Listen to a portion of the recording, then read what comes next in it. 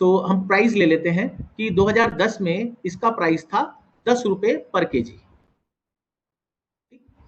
और उस समय आप पर मंथ मान लेते हैं 10 केजी आप प्याज खरीद रहे थे, ठीक है।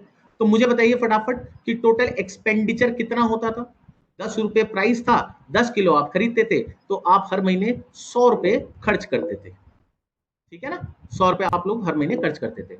अब सपोज करते हैं 2020 आ गया और फॉर एग्जाम्पल इसका प्राइस कितना हो गया, 50 रुपए पर केजी हो गया। एग्जाम्पल के तौर पे मान लेते हैं 50 रुपए इसका प्राइस हो चुका है पर केजी का, और अब आप मान लेते हैं 5 किलो प्याज कंज्यूम कर रहे हैं, तो बताइए टोटल एक्सपेंडिचर कितना हो गया, 250 हो गया, ठीक है।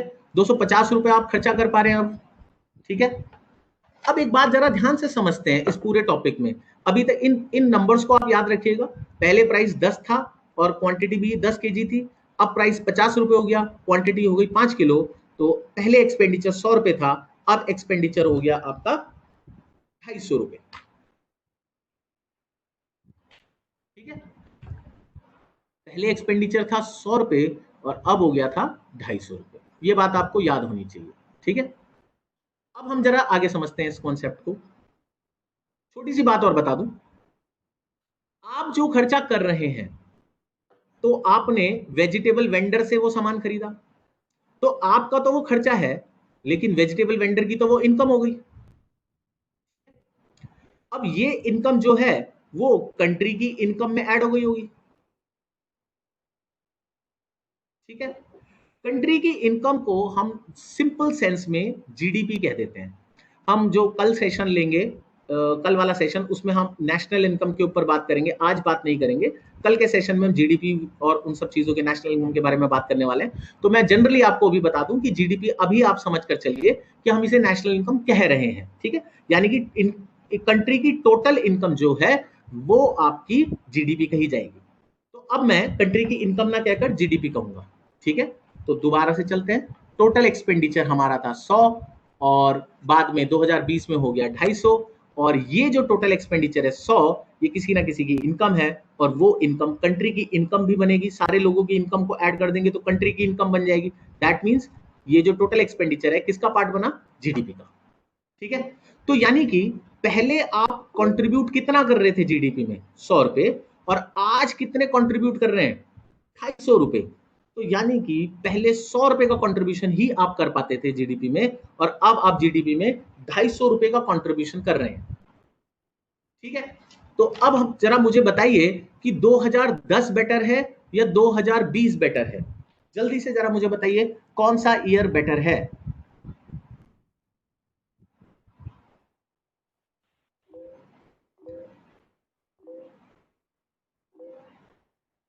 ठीक है, सब बच्चे, मैक्सिमम बच्चे कह रहे हैं 2010 बेटर है, कुछ बच्चे बोल रहे हैं 2020 बेटर है, ठीक है। ओके ओके, सो मैक्सिमम बच्चे कह रहे हैं कि 2010 जो है वो बेटर है, और आई होप कि उन बच्चों का रीजन ये रहेगा कि भाई पिछले, पहले तो हम केवल 100 रुपए ही कंट्रीब्यूट कर रहे थे 2010 में जीडीपी के अंदर, तो हमारी जो जीडीपी थी वो कम थी, पहले कम हुआ करती थी, और अब हमारी जीडीपी में कंट्रीब्यूशन बढ़ गया तो जीडीपी बढ़ेगी, ठीक है। तो इसका मतलब ये हुआ कि जीडीपी बढ़ रही है 2020 में, और इसीलिए ये एक बेटर चीज है, ये एक अच्छी चीज है। बट मैं आपको बताऊं कि ये एक अच्छी चीज नहीं है, नहीं है। क्यों नहीं है, let me take the example again.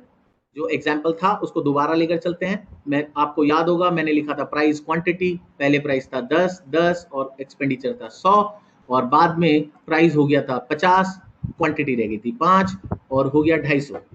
अब आप मुझे बताइए कि अगर जीडीपी बढ़ता है तो क्या वेलफेयर होना चाहिए या नहीं होना चाहिए, कि सोसाइटी का वेलफेयर होना चाहिए या नहीं होना चाहिए, जल्दी से बताइए, जल्दी से बताइए। यस, सोसाइटी का वेलफेयर होना चाहिए, डेफिनेट बात है। अगर जीडीपी बढ़ता है तो इससे सोशल वेलफेयर बढ़ना चाहिए, लोगों का जो लिविंग स्टैंडर्ड है वो बढ़ना चाहिए। लेकिन अगर आप एग्जाम्पल को ध्यान से देखें तो वेलफेयर बढ़ नहीं रहा, वेलफेयर घट रहा। कैसे, बताइए। पहले आप प्याज कितना कंज्यूम करते थे, 10 kg, और अब कितना कंज्यूम कर पा रहे हैं? केवल 5 kg। तो अमाउंट तो हमें 250 रुपए दिख रहा है जीडीपी का, लेकिन बढ़ता हुआ दिखाई दे रहा है, लेकिन क्वांटिटी तो कम हो गई। तो इसका मतलब ये हुआ, ये तो लोगों के ऊपर बर्डन बढ़ गया। तो फिर जीडीपी इंक्रीज कैसे हुई? जीडीपी इंक्रीज कैसे हुई बताइए? प्राइस बढ़ने के कारण। प्राइस बढ़ने को बोलते हैं इन्फ्लेशन, महंगाई। यानी कि महंगाई बढ़ गई, और इस वजह से आपका जीडीपी जो है वो बढ़ा हुआ दिखाई दे रहा है। जबकि जीडीपी बढ़ना वेलफेयर होना चाहिए था, लेकिन जीडीपी बढ़ने की वजह से आपका क्वांटिटी, जीडीपी बढ़ क्या रहा है जब आपकी क्वांटिटी क्या हो रही है? कम हो रही है। तो इसकी वजह क्या बनी? प्राइस का बढ़ना, इन्फ्लेशन का होना, ये इसकी वजह रही। तो बताइए, क्या ये आपके लिए सही है?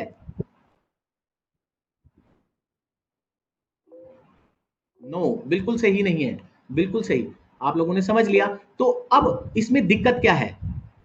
इसमें दिक्कत क्या आई कि भाई हमने ये जो एग्जाम्पल लिया था 50 रुपए और 5, तो हमारा पहले खर्चा था 100 और अब हो रहा है 250। तो गड़बड़ क्या हो गई? हम जो जीडीपी देख रहे हैं 250, वो हम आज के प्राइसेस के हिसाब से देख रहे हैं।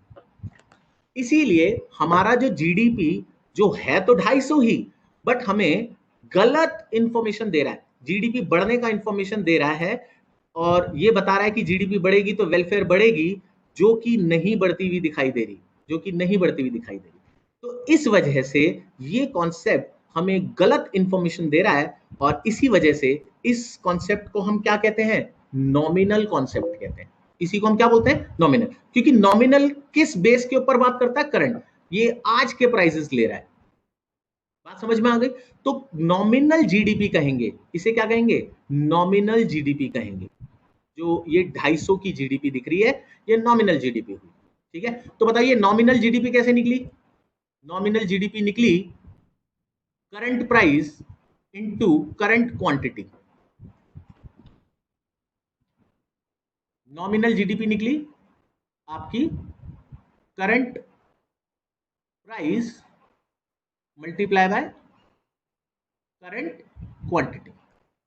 क्योंकि जो नॉमिनल होता है वो हमेशा करंट ही लेता है, लेकिन मैंने आपको बताया कि ये सही इंफॉर्मेशन नहीं दे रहा है, ये रियल इंफॉर्मेशन नहीं दे रहा है। तो हमारी रियल जीडीपी कैसे निकलेगी? तो आपको याद होगा, अभी हमने जो डेटा लिया था, वो हमने क्या लिया था?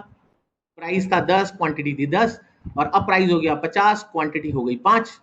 तो अब हम क्या करेंगे? क्वांटिटी तो अभी की रखेंगे, लेकिन प्राइस पहले वाला लेंगे, कांस्टेंट प्राइस लेंगे। प्राइस में जो चेंज हो रहा है उसको कंसीडर नहीं करेंगे, पुराने वाला प्राइस ही रखेंगे, प्राइस को कांस्टेंट रखेंगे। तो इसीलिए जो रियल जीडीपी है वो कांस्टेंट बेस लेकर आएगी।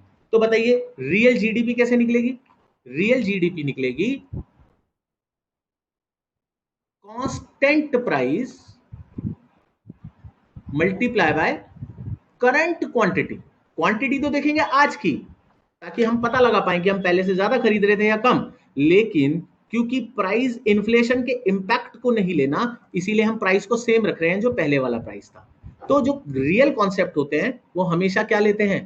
कांस्टेंट बेस लेते हैं। बेस क्या है इस केस में? हमारा प्राइस। प्राइस ही मेन बेस है, तो हम प्राइस को क्या लेंगे? कांस्टेंट लेंगे। याद रहेगा आप लोगों को? तो दो कॉन्सेप्ट अभी हमने और पढ़ लिए, रियल और नॉमिनल बेस। फाइनली कुछ बच्चों को पता नहीं होता है गुड्स के बारे में, तो मैक्सिमम बच्चों को पता होगा, जल्दी से मैं बता देता हूँ। गुड्स बेसिकली 3 टाइप के होते हैं, यहाँ पर मैंने मेंशन करा हुआ है वैसे। रॉ मटेरियल, सेमी फिनिश्ड और फिनिश्ड। रॉ मटेरियल क्या होता है? जो बिल्कुल ही कच्चा है, बिल्कुल ही कच्चा माल है, आप सीधा सीधा उठाकर लेकर आए और आपने उसे कन्वर्ट करना शुरू किया। जैसे हमने यहाँ पर बेकरी का एग्जाम्पल ले रखा है, ये बेकरी का एग्जाम्पल है। ठीक है, बेकरी का एग्जाम्पल है ये। तो बेकरी वाले ने क्या किया? सबसे पहले वीट लेकर आया। सपोज करो उसने सारा काम खुद ही करना है, तो वो वीट लेकर आया। वीट क्या है? उसके लिए पूरा कच्चा माल है, रॉ मटेरियल है। उसने वीट को पीसा और किस में कन्वर्ट किया? फ्लोर में, आटे में कन्वर्ट किया। और आटे से फिर उसने क्या बनाया? केक बनाया। ठीक, तो बताइए फिनिश्ड गुड क्या हो गया? हमारा केक हो गया। फिनिश्ड गुड बेसिकली होता क्या है? जो कि directly consumed by the consumer होता है। ठीक है, कंज्यूम्ड बाय द कंज्यूमर, उसी को हम फिनिश्ड गुड या फाइनल प्रोडक्ट कहते हैं। ठीक है, सेमी फिनिश्ड क्या होता है, जो हम कन्वर्ट तो कर चुके होते हैं लेकिन हम उसे अभी बेचेंगे नहीं, उसको हम फर्दर कन्वर्ट करेंगे फाइनल प्रोडक्ट में, ऐसी चीज को हम क्या बोलते हैं, सेमी फिनिश्ड गुड। इसका एक और नाम होता है, वो भी मैं आपको बता देता हूं, इसका एक नाम होता है और उसको हम कहते हैं इंटरमीडिएट गुड्स। ठीक है, इंटरमीडिएट गुड्स भी कहते हैं। इंटरमीडिएट मतलब कहीं इन बिटवीन है, ना ही बिल्कुल कच्चा है ना ही फाइनल है, इन बिटवीन प्रोसेस में है, इसी को हम बोलते हैं इंटरमीडिएट गुड्स। ठीक है, और रॉ मटेरियल आपको बिल्कुल समझ में आ गया होगा कि बिल्कुल ही कच्चा माल है। ठीक है, अब इसमें एक फाइनल बात और, गुड्स वर्ड होता है, गुड वर्ड नहीं होता, लेकिन जो गुड्स वर्ड है वो भी गुड वर्ड से ही बना है, मतलब अच्छा, गुड मतलब होता है अच्छा, तो ऑब्वियसली हम उन चीजों को ही प्रोड्यूस करेंगे या उन चीजों को ही कंज्यूम करेंगे जो हमारे लिए अच्छी होंगी, तो इसीलिए हम उन्हें क्या बोलते हैं, गुड्स बोलते हैं। लेकिन बैड्स भी होते हैं, बैड्स भी होते हैं। बैड्स क्या होते हैं, देखिए, जैसे अगर आप सपोज कीजिए मेडिसिन है, मान लीजिए मेडिसिन है, अगर आपकी तबीयत खराब है, आपको फीवर आ रखा है, ठीक है, तो मेडिसिन आपके लिए क्या बन गया, गुड्स बन गया। ठीक, लेकिन आप बिल्कुल नॉर्मल हैं और फिर भी दवाई खा रहे हैं, या फिर आप बीमार हो रखे हैं, बुखार आपको हो रखा है और आप दवाई खा रहे हैं सर दर्द की, तो वो मेडिसिन आपके लिए क्या बन जाएगा, वो मेडिसिन आपके लिए क्या बन जाएगा, बैड बन जाएगा, बैड हो जाएगा, इसीलिए उनको क्या बोलते हैं, बैड्स बोलते हैं। तो यहाँ पर बैड्स का कॉन्सेप्ट भी होता है, आपके सिलेबस में है या नहीं है, मैंने सोचा आप लोगों को बता दूं ताकि आप लोगों को क्लैरिटी ज्यादा रहे। तो गुड्स भी होते हैं और बैड्स भी होते हैं। आई होप आप लोगों को ये बेसिक स्टार्टर समझ में आ गए होंगे। ठीक है, अब हम बात करते हैं अपने स्टडी नोट 1 पे, यहाँ से आपका एक्चुअल सिलेबस शुरू होता है और यहाँ पर हम जरा शुरू करते हैं, जल्दी जल्दी टॉपिक्स को लेना लेना लेंगे हम, ताकि आप लोगों का टाइमली काम कंप्लीट हो जाए। सबसे पहले हम बात करते हैं माइक्रो इकोनॉमिक्स की। अब बेसिकली बच्चे इसमें गड़बड़ क्या करते हैं, बच्चे इसको रट लेते हैं। ठीक है, अब इसको बड़े सिंपली हम समझते हैं, टेक्निकल पॉइंट से समझते हैं। ठीक है, अगर मैं आपसे पूछूं कि इन दोनों में जो डिफरेंस है, बड़ा बड़ा डिफरेंस छोड़िए, आप मुझे इसकी स्पेलिंग में डिफरेंस बताइए कि इन दोनों की स्पेलिंग में क्या डिफरेंस है, जल्दी से बताइए, फटाफट बताइए।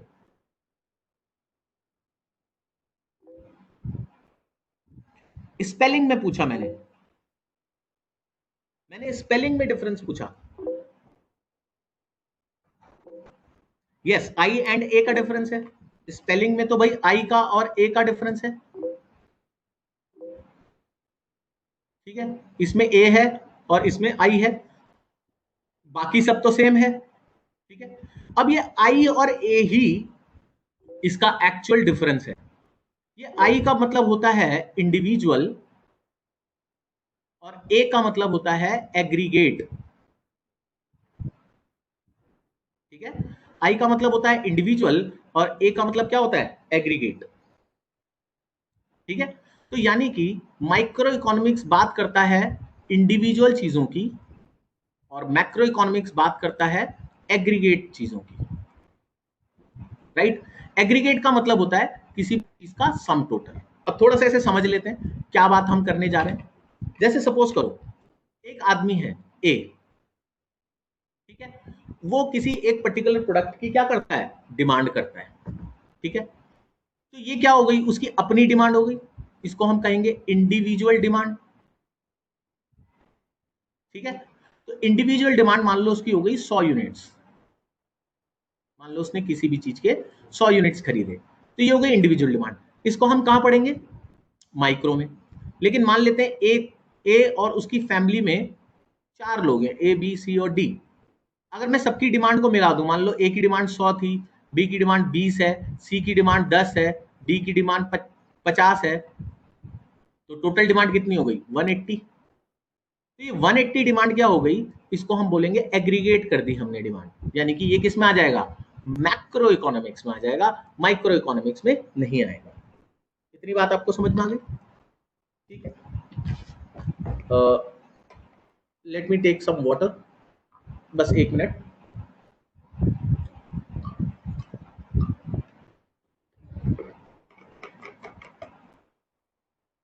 यस, सो अभी आपने पढ़ा कि माइक्रो में हम इंडिविजुअल की बात करेंगे और मैक्रो में हम एग्रीगेट की बात करेंगे।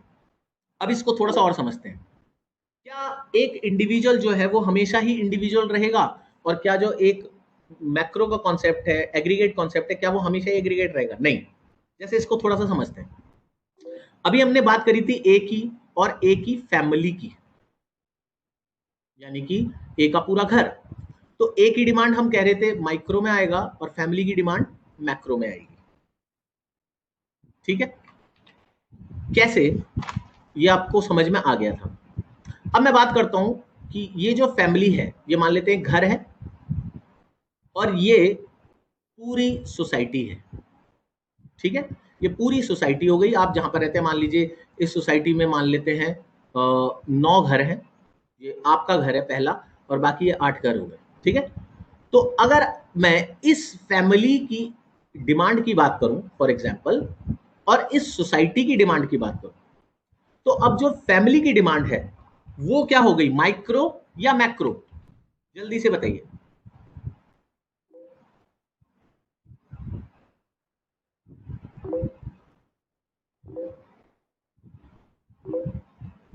Yes, micro. चित्रा ने लिखा है मैक्रो। चित्रा, इस केस में अब हम एक इंडिविजुअल और उसकी फैमिली नहीं पढ़ रहे हैं, अब हम पढ़ रहे हैं एक घर और उसके जैसे और घर। तो अगर मैं इस पूरी सोसाइटी को देखूं, तो उसमें तो ये एक ही घर रह गया, इंडिविजुअल हो गया, और ये क्या हो गया, पूरा एग्रीगेट हो गया। तो अगर मैं एक फैमिली, एक घर की बात करूं, एक हाउस, और पूरी सोसाइटी की बात करूं, तो उसमें सोसाइटी वर्ड एग्रीगेट हो गया और ये एक इंडिविजुअल रह गया। बात समझ में आ गई? तो अगर सोसाइटी की बात करेंगे तो पूरी मैक्रो की इनकम, मैक्रो का कॉन्सेप्ट हो गया, और एक घर का जो क्या नाम है, डिमांड की अगर हम बात करेंगे तो वो माइक्रो की डिमांड में कही जाएगी। ठीक है, ग्रेट, सही है। ठीक है, अब हम बात करते हैं, अब हमने एक सोसाइटी की बात करी थी। अब मान लेते हैं कि आपकी सिटी है, वो इतनी बड़ी है सिटी, और जो आपकी सोसाइटी है वो आपकी सोसाइटी ये है।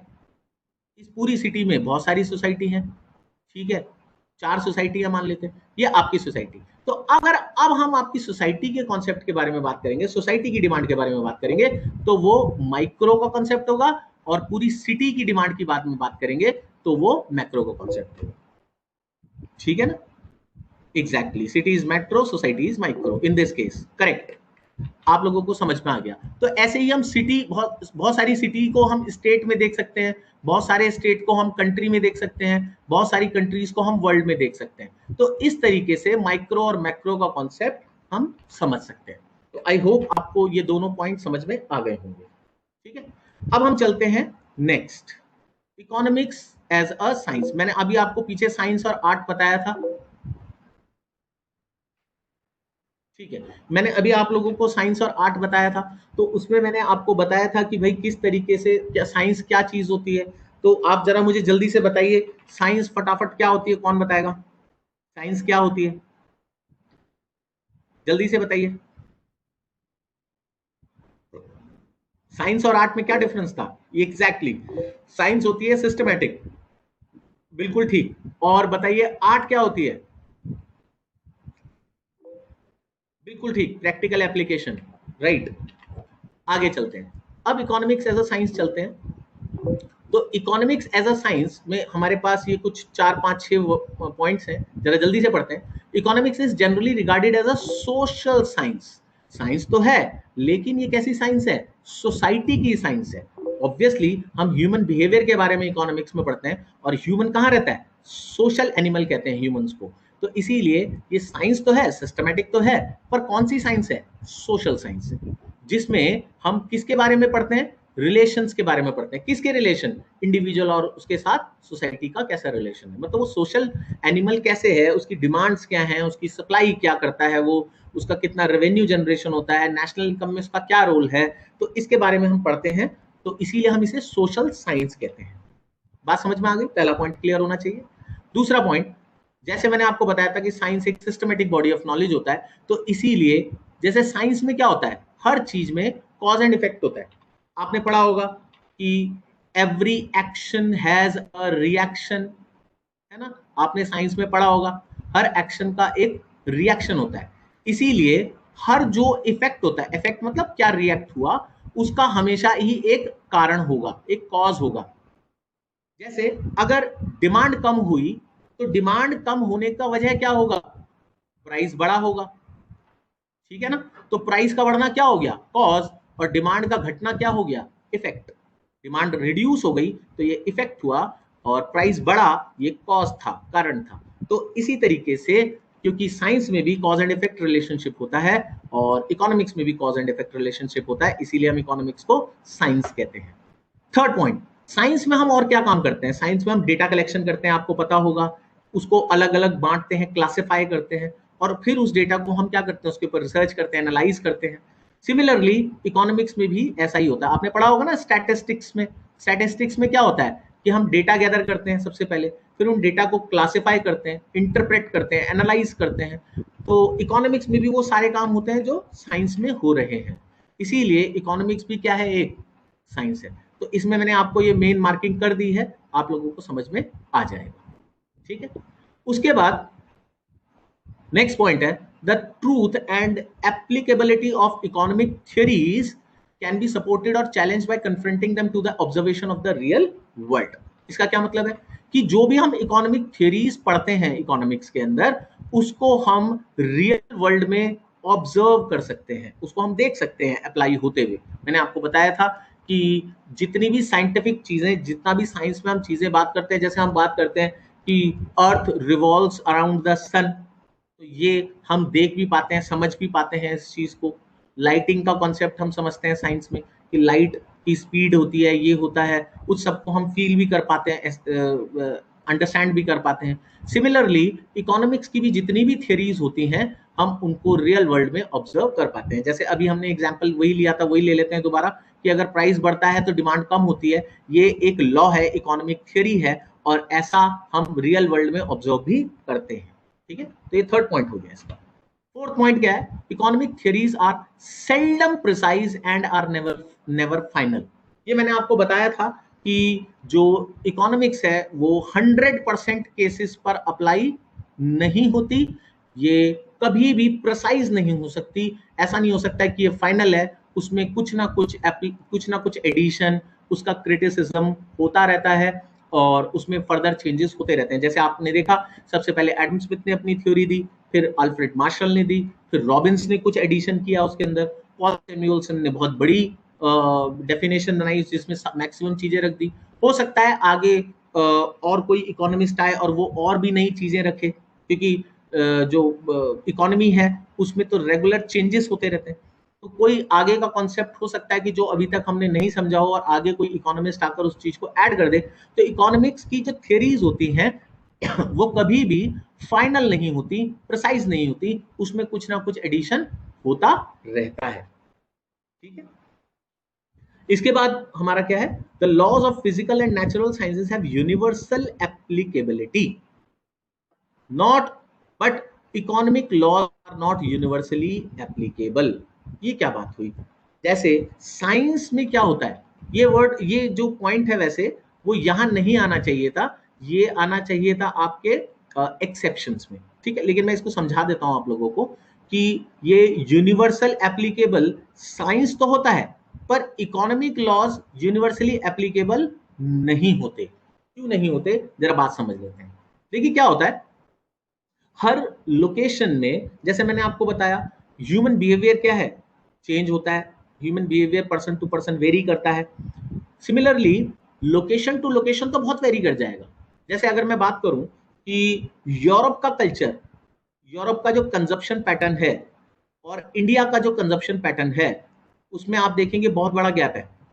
इंडिया के लोग क्या करते हैं, सेविंग ज्यादा करते हैं, ठीक है। लेकिन यूरोप के लोग एक्सपेंस ज्यादा करते हैं, पैसा बहुत खर्च करते हैं, एक्सपेंस कहो या इन्वेस्ट कहो, दोनों बातें हम कह सकते हैं। यानी कि वो पैसा अपने पास रखते नहीं है, उसको वापस इकोनॉमी में डाल देते हैं, ठीक है। तो उनका खर्चे ज्यादा हैं, उनकी इन्वेस्टमेंट्स बढ़ी हैं। तो यूरोप का जो कंजप्शन पैटर्न है वो डिफरेंट है, इंडिया का जो कंजप्शन पैटर्न है वो बहुत डिफरेंट है। इंडिया के लोग ज्यादा सेविंग के लिए ज्यादा कंसर्न्ड होते हैं, पैसा ज्यादा सेव कर कर रखते हैं अपने पास ताकि वो फ्यूचर में उसको यूटिलाइज कर सकें। ठीक है, अब हम दोनों को गलत नहीं बोल सकते कि इंडिया वाले गलत कर रहे हैं, सेविंग नहीं कर रहे। जैसे आज कोविड-19 का केस चल रहा है, तो कोविड-19 में सब लोग परेशान हैं, लेकिन जिसके पास सेविंग्स पड़ी हैं पीछे की पहले की, वो लोग हैप्पी हैं। तो आज की डेट के लिए इंडिया वाले ठीक लगते हैं, लेकिन पहले यूरोप वाले ठीक लगते थे। ठीक है, कि भाई वो अपना पैसा खर्च करते थे, इकोनॉमी में पैसा ज्यादा था, फिर और नई नई एक्टिविटीज होती थी। तो दोनों ही बातें अपनी अपनी तौर पर सही हैं। तो इसीलिए हम ऐसा नहीं कह सकते कि इकोनॉमी के लॉस जितने भी इकोनॉमिक्स में हम पढ़ते हैं वो यूनिवर्सली एप्लीकेबल होंगे। कई जगह वो एप्लीकेबल होते हैं, कई जगह वो एप्लीकेबल नहीं भी होते।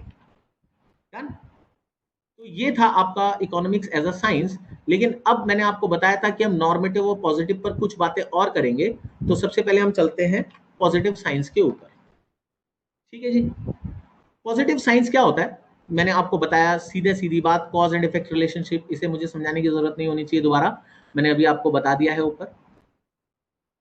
पॉजिटिव साइंस किसके बारे में बात करता है? सीधा सीधा फैक्ट्स के बारे में बात करता है कि करंट सिचुएशन क्या है। तो it is concerned with the facts of the economy.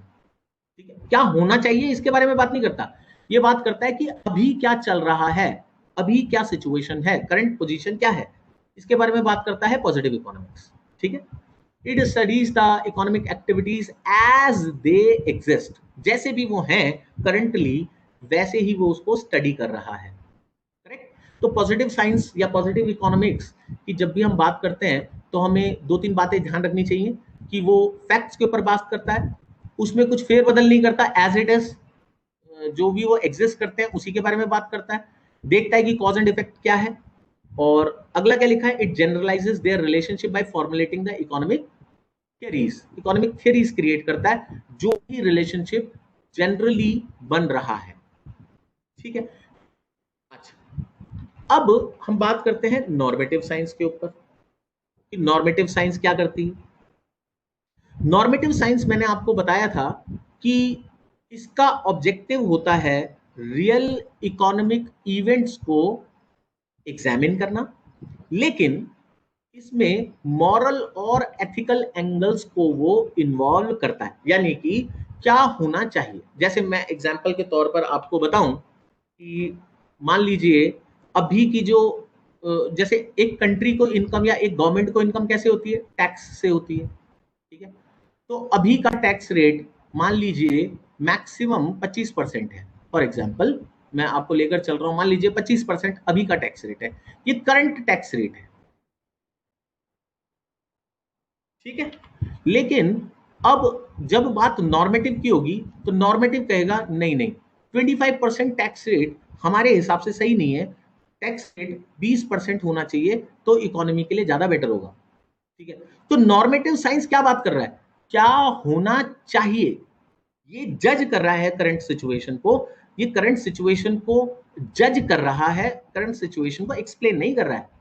लेकिन पॉजिटिव साइंस करंट सिचुएशन को एक्सप्लेन करता है, उसको जजमेंट नहीं करनी होती, वो करंट सिचुएशन को केवल और केवल शोकेस करता है, दिखाता है। बट नॉर्मेटिव साइंस क्या बताता है, होना क्या चाहिए, मॉरली एथिकली क्या बात सही है। इसीलिए इसमें सेकंड पॉइंट देखिए क्या लिखा हुआ है, इन्वॉल्व्स वैल्यू जजमेंट, ये जजमेंट देखता है कि होना क्या चाहिए। और it deals primarily with the economic goals of society policies to achieve these goals, वो बताता है कि भाई क्या हमारी पॉलिसीज होनी चाहिए, जो भी हमारे प्राइमरी इकोनॉमिक गोल्स हैं, सोसाइटी के जो भी प्राइमरी इकोनॉमिक गोल्स हैं उसके हिसाब से कौन कौन सी पॉलिसीज होनी चाहिए। तो आपको याद होगा मैंने पीछे जब आपको पॉजिटिव बताया था तो मैंने बताया था कि ये होता है व्हाट इट इज, और ये बोलता है what ought to be, ought to be या व्हाट शुड बी लिखता हूं मैं, इसे ज्यादा आपके लिए सही रहेगा, व्हाट शुड बी, क्या होना चाहिए, ये देखता है नॉर्मेटिव, और ये बोलता है व्हाट इट इज, क्या है, व्हाट इज इट, क्या है, ये बात करता है पॉजिटिव। नॉर्मेटिव बात करता है होना क्या चाहिए।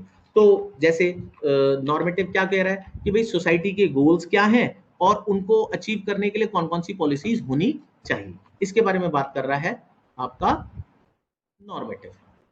ठीक है, इसके बारे में क्या कह रहा है, इट प्रिस्क्राइब्स द मेथड्स, ये बताता है कि इन गोल्स को, इन पॉलिसीज को अचीव करने के लिए आपको कौन से मेथड्स अप्लाई करने चाहिए जिससे कि इकोनॉमिक हैपनिंग्स जो अनडिजायरेबल हैं, गलत हैं, उनको हम करेक्ट कर पाए, उनको हम सही कर पाए।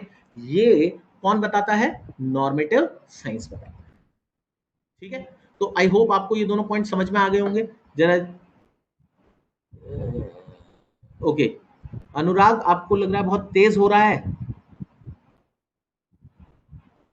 अभी आप लोगों को इतने पॉइंट समझ में आ गए?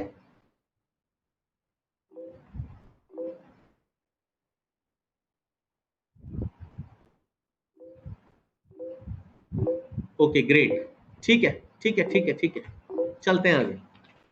अब बात करते हैं इकोनॉमिक्स एज एन आर्ट की।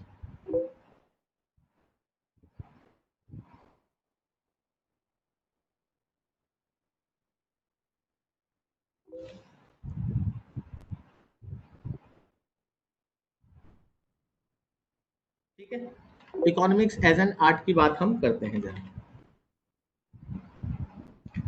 यस अनुराग, इकोनॉमिक्स पॉजिटिव भी है और नॉर्मेटिव भी है, दोनों है। क्यों है, क्योंकि इकोनॉमिक्स में बिल्कुल सही क्वेश्चन पूछा है आपने, थोड़ा सा मैं आपको क्लियर कर दूं। अनुराग का क्वेश्चन है कि क्या इकोनॉमिक्स पॉजिटिव है या नॉर्मेटिव है या दोनों है। ऑब्वियसली दोनों है। क्यों है, क्योंकि इकोनॉमिक्स कॉज एंड इफेक्ट भी देखता है, इकोनॉमिक्स करंट फैक्ट्स भी देखता है, और इकोनॉमिक्स ये भी देखता है कि क्या होना चाहिए। इसीलिए इकोनॉमिक्स को पॉजिटिव साइंस भी कहा है और इसीलिए इकोनॉमिक्स को नॉर्मेटिव साइंस भी कहा है। ठीक है अनुराग, आई होप आपको समझ में आ गया हो। ओके ग्रेट,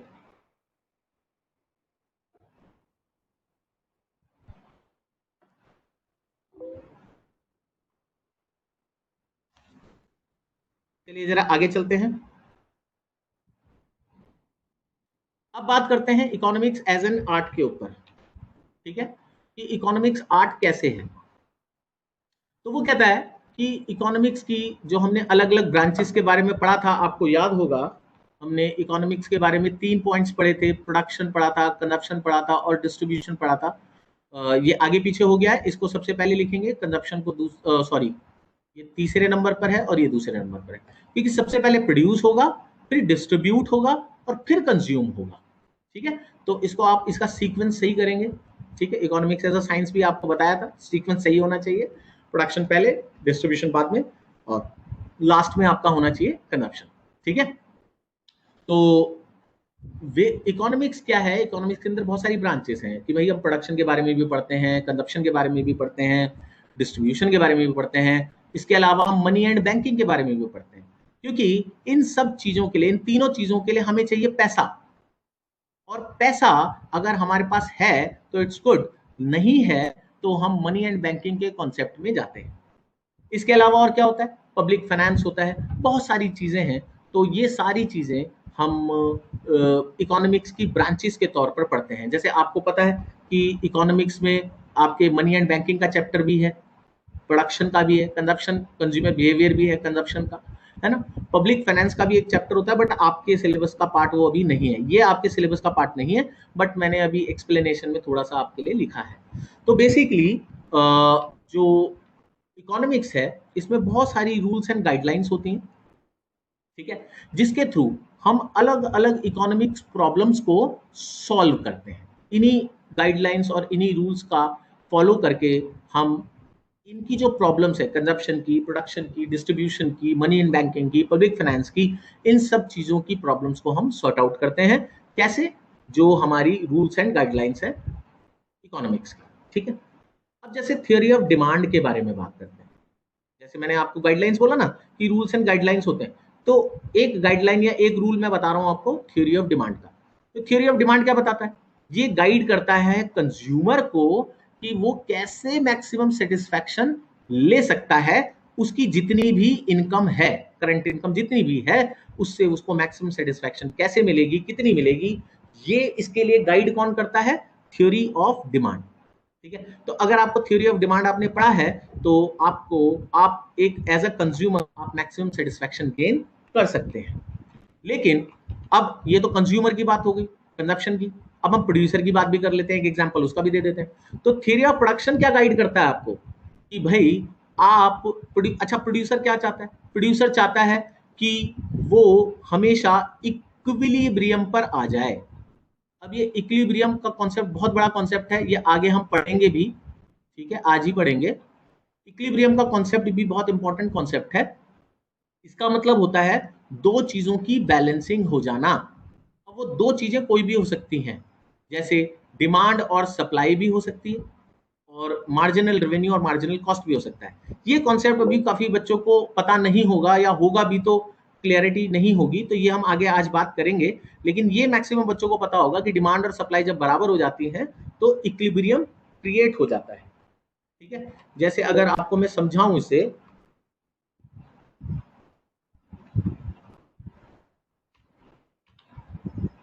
ठीक है, अगर मैं इसे समझाऊं तो ये डिमांड लाइन है, ये सप्लाई है, और जहां पर ये दोनों मीट करते हैं उसी को हम क्या बोलते हैं? इक्विलिब्रियम बोलते हैं।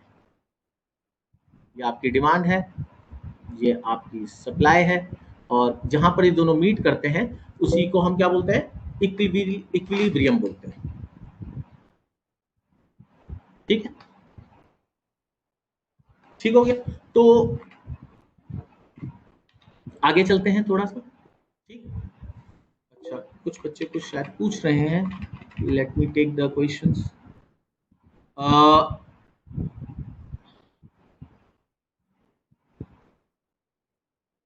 आप लोगों को वॉइस अभी भी नहीं आ रही है?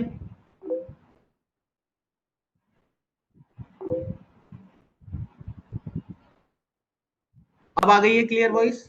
Okay, done. ठीक है, चलिए चलिए चलिए आगे चलते हैं। ठीक है, आगे चलते हैं। The knowledge of economic laws help us in solving the practical economic problems in everyday life. तो जो भी हम इकोनॉमिक रूल्स एंड गाइडलाइंस पढ़ते हैं, या जो भी हम लॉज पढ़ते हैं, वो हमें क्या करता है?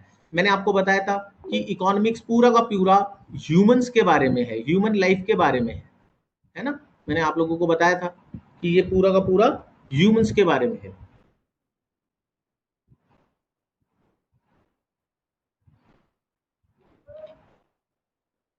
ठीक है ना? तो ह्यूमन की जो एवरीडे लाइफ होती है, जो डेली लाइफ होती है, उसमें जो जो भी चीजें होती हैं, उनकी जो जो भी प्रॉब्लम्स होती है, उस सबको सॉल्व करने के लिए इकोनॉमिक्स के अंदर क्या होते हैं? रूल्स होते हैं। ठीक है, तो इकोनॉमिक एज आर्ट में हम वो सब बातें पढ़ते हैं। आगे चलते हैं हम। Economics as a science and art.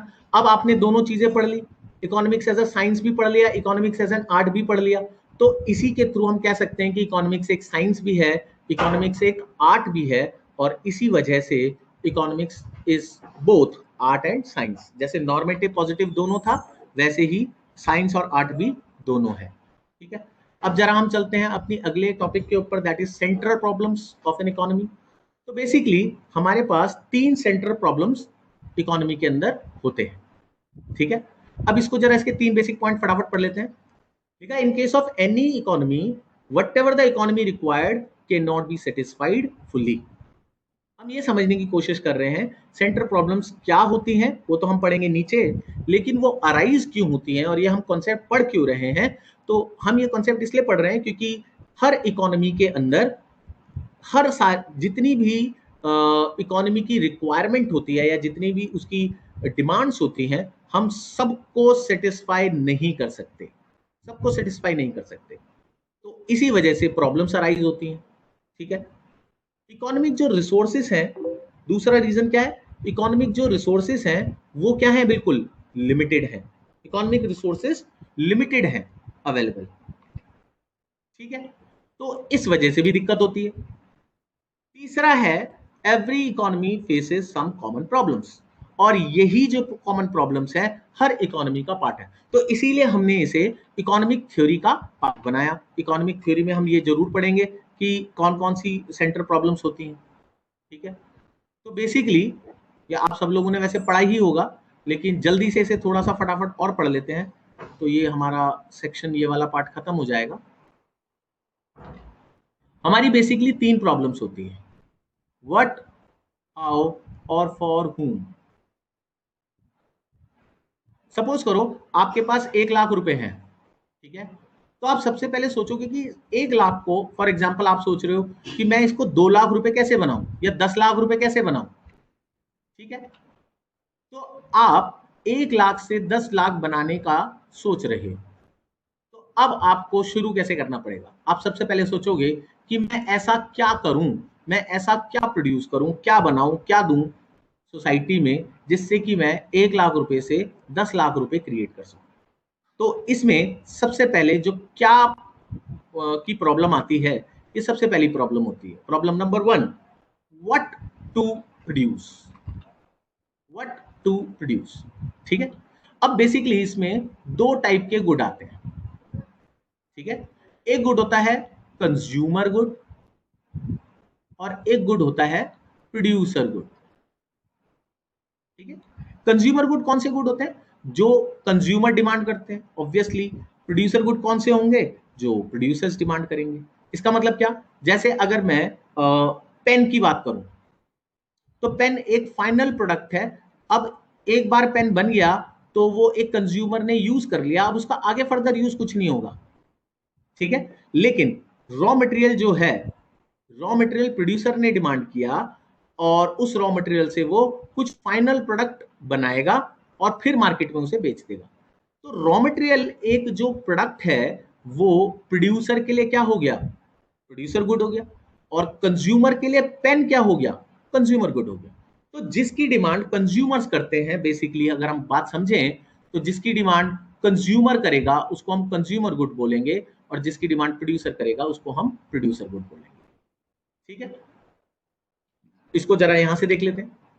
A country cannot produce all goods because it has limited resources। अगर हम चाहें कि हम कंज्यूमर गुड भी बना दे, प्रोड्यूसर गुड भी बना दे, तो हम ऐसा नहीं कर पाएंगे। क्यों नहीं कर पाएंगे, हमारे पास पैसा ही 1 लाख रुपए। मैंने आपको बताया था स्कार्सिटी की प्रॉब्लम हमेशा रहती है इकोनॉमिक्स में, तो रॉबिन्स ने बहुत इंपॉर्टेंट कॉन्सेप्ट दिया था स्कार्सिटी का। तो अगर हमारे पास इतने पैसे होते कि जिसकी कमी ही नहीं होती, स्कार्सिटी नहीं होती, तो फिर हम ये गुड ही क्यों बनाते। तो प्रॉब्लम कौन सी अराइज हुई कि हम ये बनाएं या ये बनाएं। तो प्रॉब्लम ये क्यों अराइज हो रही है, क्योंकि हमारे पास स्कैरसिटी है, पैसे की कमी है। हम दोनों चीज नहीं बना पाएंगे, हम एक ही चीज बनाएंगे, आइदर कंज्यूमर गुड और प्रोड्यूसर गुड, ठीक है। दूसरा point, choice between different goods and services. अभी मैंने आपको बताया कि कंज्यूमर और प्रोड्यूसर दोनों में आपको क्या करना पड़ेगा, चॉइस करना पड़ेगा, ये बनाऊं या ये बनाऊं, ठीक है। तो आप कौन सा बनाएंगे, जो कि ज्यादा प्रॉफिटेबल होगा। ऑब्वियसली जिसमें आपको ज्यादा प्रॉफिट हो रहा होगा तो आप उसी चीज को बनाना पसंद करेंगे। तो व्हाट टू प्रोड्यूस की प्रॉब्लम आपकी सॉल्व हो जाएगी। लेकिन व्हाट टू प्रोड्यूस की प्रॉब्लम कैसे सॉल्व हुई, प्रॉफिट से। जहां पर आपको ज्यादा प्रॉफिट दिखा आप उस गुड को ओके कर देंगे, ठीक है, उसी गुड को प्रोड्यूस करेंगे। लेकिन इसके साथ ही अब एक नई प्रॉब्लम अराइज हो जाएगी। व्हाट टू प्रोड्यूस की प्रॉब्लम सॉल्व हुई और हाउ टू प्रोड्यूस की प्रॉब्लम अराइज होगी। अब हाउ टू प्रोड्यूस की प्रॉब्लम में क्या होता है, ये कहता है कि भाई चलो सपोज करो हमारे पास अभी व्हाट के अंदर 2 गुड्स थे, कंज्यूमर गुड और प्रोड्यूसर गुड। सपोज करो हमें ज्यादा प्रॉफिट इसमें दिख रहा है, तो हमने कहा चलो भाई कंज्यूमर गुड बनाएंगे। लेकिन अब कंज्यूमर गुड कैसे बनाएंगे ये हमें समझना है, तो ये प्रॉब्लम है हाउ टू प्रोड्यूस। तो इसके लिए हम देखते हैं मेथड्स, मेथड्स की बात देखते हैं। तो 2 तरीके के मेथड होते हैं, एक होता है लेबर इंटेंसिव और एक होता है मशीन इंटेंसिव। मशीन इंटेंसिव को बेसिकली हम क्या बोलते हैं, कैपिटल इंटेंसिव भी बोलते हैं, ठीक है। दोनों बातें एक ही है, मशीन इंटेंसिव का हो या कैपिटल इंटेंसिव का हो, एक ही बात है। तो अब हम सोचेंगे कि भाई जो भी हम कंज्यूमर गुड बना रहे हैं, क्या हम वो लेबर के थ्रू बनाएं, फोकस लेबर पे करें और थोड़ी सी मशीन्स रखें, या फोकस मशीन पे करें और थोड़े से लेबर रखें, ठीक है। जैसे फॉर एग्जांपल आप मान लेते हैं धूप का प्रोडक्शन करना चाहते हो, जो धूप आती है ना घर पे, धूप जलाते हैं हम घर पे पूजा करने के लिए। तो सपोज करो आपने वो सोचा, तो धूप क्या है, एक कंज्यूमर प्रोडक्ट है। अब इस धूप को बनाने के लिए मशीन का भी यूज किया जा सकता है और लेबर का भी यूज किया जा सकता है ना। तो अब आपको ये सोचना है कि आप ज्यादा लेबर यूज करेंगे या मशीन यूज करना चाहेंगे। तो लेबर और मशीन में अब चॉइस होगी। ठीक है, अब अगेन स्कैरसिटी किसकी हो गई, फिर पैसे की हो गई, क्योंकि आप ऐसा नहीं कर सकते कि मशीन भी बहुत सारी ले लें और लेबर भी बहुत सारा रख लें, ऐसा नहीं कर सकते। तो इसीलिए आपको क्या करना पड़ेगा, चॉइस करना पड़ेगा, either go for labour intensive technology और go for machine intensive technology, या तो आप ये यूज करें या फिर ये यूज करें।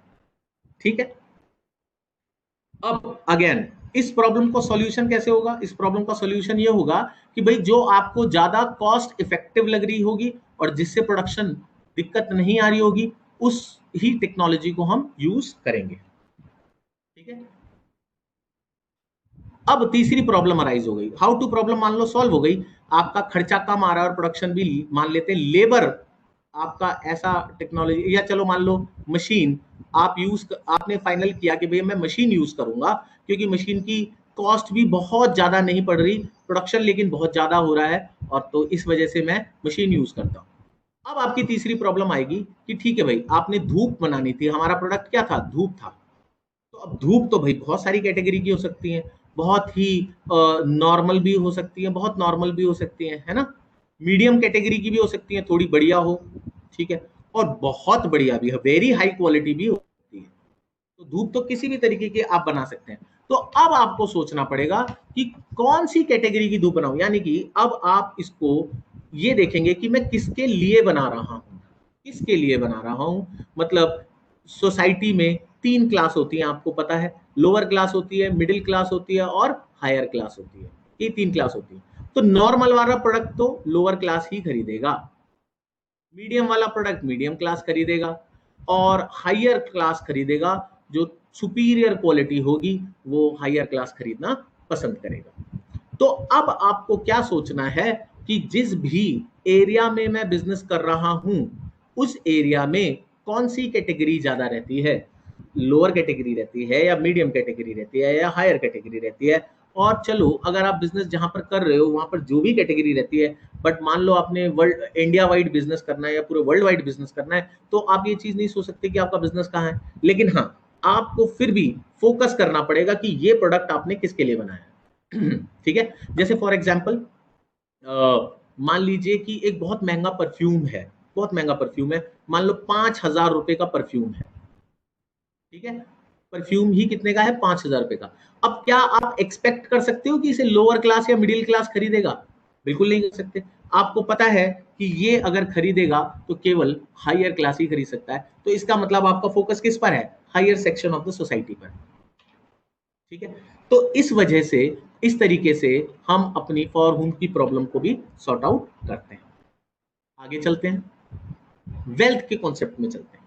वेल्थ का कॉन्सेप्ट क्या कहता है, मैंने आपको बताया था कि हमारे पास दो कॉन्सेप्ट थे, एक था स्टॉक का कॉन्सेप्ट और एक था फ्लो का कॉन्सेप्ट। ठीक है, दो कॉन्सेप्ट थे, स्टॉक और फ्लो। जो वेल्थ है वो एक पर्टिकुलर पॉइंट ऑफ टाइम पर हम उसे कैलकुलेट या मेजर कर सकते हैं, इसीलिए ये कैसा कॉन्सेप्ट हुआ भाई, स्टॉक कॉन्सेप्ट। ठीक है, तो वेल्थ क्या है, वेल्थ है आपकी stock of goods, stock of goods जो कि आपकी ओनरशिप के अंडर है। अब आप कौन, आप हो सकते हैं एक पर्सन, आप पूरे नेशन भी हो सकते हैं। तो अगर नेशन की वेल्थ की बात करें तो पूरे नेशन के पास क्या चीजें हैं ये देखनी पड़ेगी। अगर एक पर्सन की बात करें तो एक पर्सन के पास क्या चीजें हैं ये देखनी पड़ेगी। और वो चीजें क्या क्या हो सकती हैं ये समझने की कोशिश करते हैं। तो वो चीजें हो सकती हैं, हाउस एंड बिल्डिंग भी हो सकती है, फर्नीचर हो सकता है, लैंड, पैसा, बैंकों में रखा हुआ पैसा, आपके पास कितने शेयर्स हैं किस किस कंपनी के, या और कोई कमोडिटी आपके पास अगर है, जैसे ज्वेलरी हो गई, ये सारी कमोडिटी भी है, तो ये भी सब किस में काउंट होता है, वेल्थ में काउंट होता है। ऑब्वियसली उसकी ओनरशिप आपके पास होनी चाहिए, ऐसा नहीं है कि आपने किसी का चुरा लिया और वो आप बोल रहे हैं कि ये हमारी वेल्थ है, वो आपकी वेल्थ नहीं है, क्योंकि वो आपका ओन्ड नहीं है। आपके पास जो चीजें हैं वो वेल्थ नहीं होंगी, आपकी ओनरशिप वाली जो चीजें हैं, ओनरशिप में मेन इसमें वर्ड है, ओनरशिप वाली जो आपकी चीजें हैं, उसका जितना भी आपके पास स्टॉक है, वो सारा स्टॉक, वो सारी चीजें ही आपकी वेल्थ में काउंट होंगी। ठीक है, आगे चलते हैं, पर्सनल वेल्थ क्या होता है। देखिए पर्सनल वेल्थ मैंने आपको बताया था, याद होगा आपको कि एडम स्मिथ ने वेल्थ के बारे में बात करी थी, लेकिन वेल्थ कौन सी ली थी, केवल और केवल मनी वाली वेल्थ ली थी। लेकिन मैंने आपको बताया था कि वेल्थ बहुत सारी होती है, हेल्थ भी वेल्थ के अंदर आता है, स्टेटस, गुडविल, है ना, ये सारी चीजें वेल्थ के अंदर आती हैं। ये कौन सी वेल्थ होती है, इसको हम कहते हैं पर्सनल वेल्थ। इसको हम एक इंडिविजुअल की वेल्थ में बिल्कुल काउंट कर सकते हैं। ये तो चीजें हो ही सकती हैं, पैसा, बिल्डिंग, फर्नीचर भी एक पर्सनल वेल्थ में आएगी, इंडिविजुअल वेल्थ में आती ही है। ठीक है, तो ये दोनों चीजों को मिलाकर ही हमारा वेल्थ कंप्लीट होता है। इनको हम कहते हैं कंपोनेंट्स ऑफ वेल्थ। ठीक है, आगे चलते हैं। अब बात करते हैं नेशनल वेल्थ की। मैंने आपको बताया था पर्सन की भी वेल्थ हो सकती है और नेशन की भी वेल्थ हो सकती है। तो जितने भी सारे सिटीजन है, एक कंट्री कैसे बनती है, नेशन कैसे बनता है, उसके सारे सिटीजन से बनता है। तो सारे सिटीजन की जितनी भी वेल्थ है सबको टोटल कर लिया जाए तो वो क्या बन जाएगी, नेशन की वेल्थ बन जाएगी। ठीक है, यानी कि जितनी भी पब्लिक प्रॉपर्टीज हैं सब चीजें उसके अंदर इंक्लूड हो जाएंगी। ठीक है, या फिर जैसे नेचुरल रिसोर्सेस हैं, जंगल हो गए यानी कि फॉरेस्ट, है ना, मिनरल्स हो गए, उसके अंदर जितनी भी चीजें हैं वो सब भी क्या है, नेशनल वेल्थ के अंदर इंक्लूड होंगी। ठीक है, पर एक पॉइंट इसमें मैंने सबसे लास्ट में लिखा, अगर आप देखें तो लिखा है there is some personal wealth which is to be deducted from the national wealth. कुछ ऐसी चीजें होती हैं जिस जो पर्सनल वेल्थ की होती हैं लेकिन हम उसे नेशनल वेल्थ में काउंट नहीं कर सकते। क्यों नहीं कर सकते, इसका रीजन है, ध्यान से सुनेंगे। जैसे मान लीजिए कि गवर्नमेंट ने एक बॉन्ड इशू किया। ठीक है, गवर्नमेंट जैसे अपनी कोई सिक्योरिटी बेचती है, जैसे आज के टाइम पर आपको पता है कोविड-19 हो रखा है और कोविड-19 में सरकार के पास पैसे की बहुत कमी हो रही है। तो सरकार क्या करती है, अभी अभी कल और परसों की ही बात है, गवर्नमेंट ने गोल्ड बॉन्ड्स लेकर आया है। गवर्नमेंट क्या कर रही है, बॉन्ड्स बेच रही है। ठीक है, इसके थ्रू बॉन्ड्स बेचकर गवर्नमेंट क्या करेगी, पब्लिक से पैसा इकट्ठा करेगी और फिर अपने जो भी उसका रिक्वायरमेंट्स होगी उसको पूरा करेगी। ठीक है, तो मान लो एक सिटीजन ने जो बॉन्ड खरीदा, ठीक है, वो किससे खरीदा, सरकार से खरीदा। ठीक हो गया, तो ये सिटीजन की तो क्या हो गई, सिटीजन की तो भाई ये एसेट हो गई। सिटीजन के लिए तो ये बहुत काम की चीज होगी। फ्यूचर में इस गोल्ड बॉन्ड के थ्रू गवर्नमेंट से उसे इनकम आएगी, इंटरेस्ट आएगा।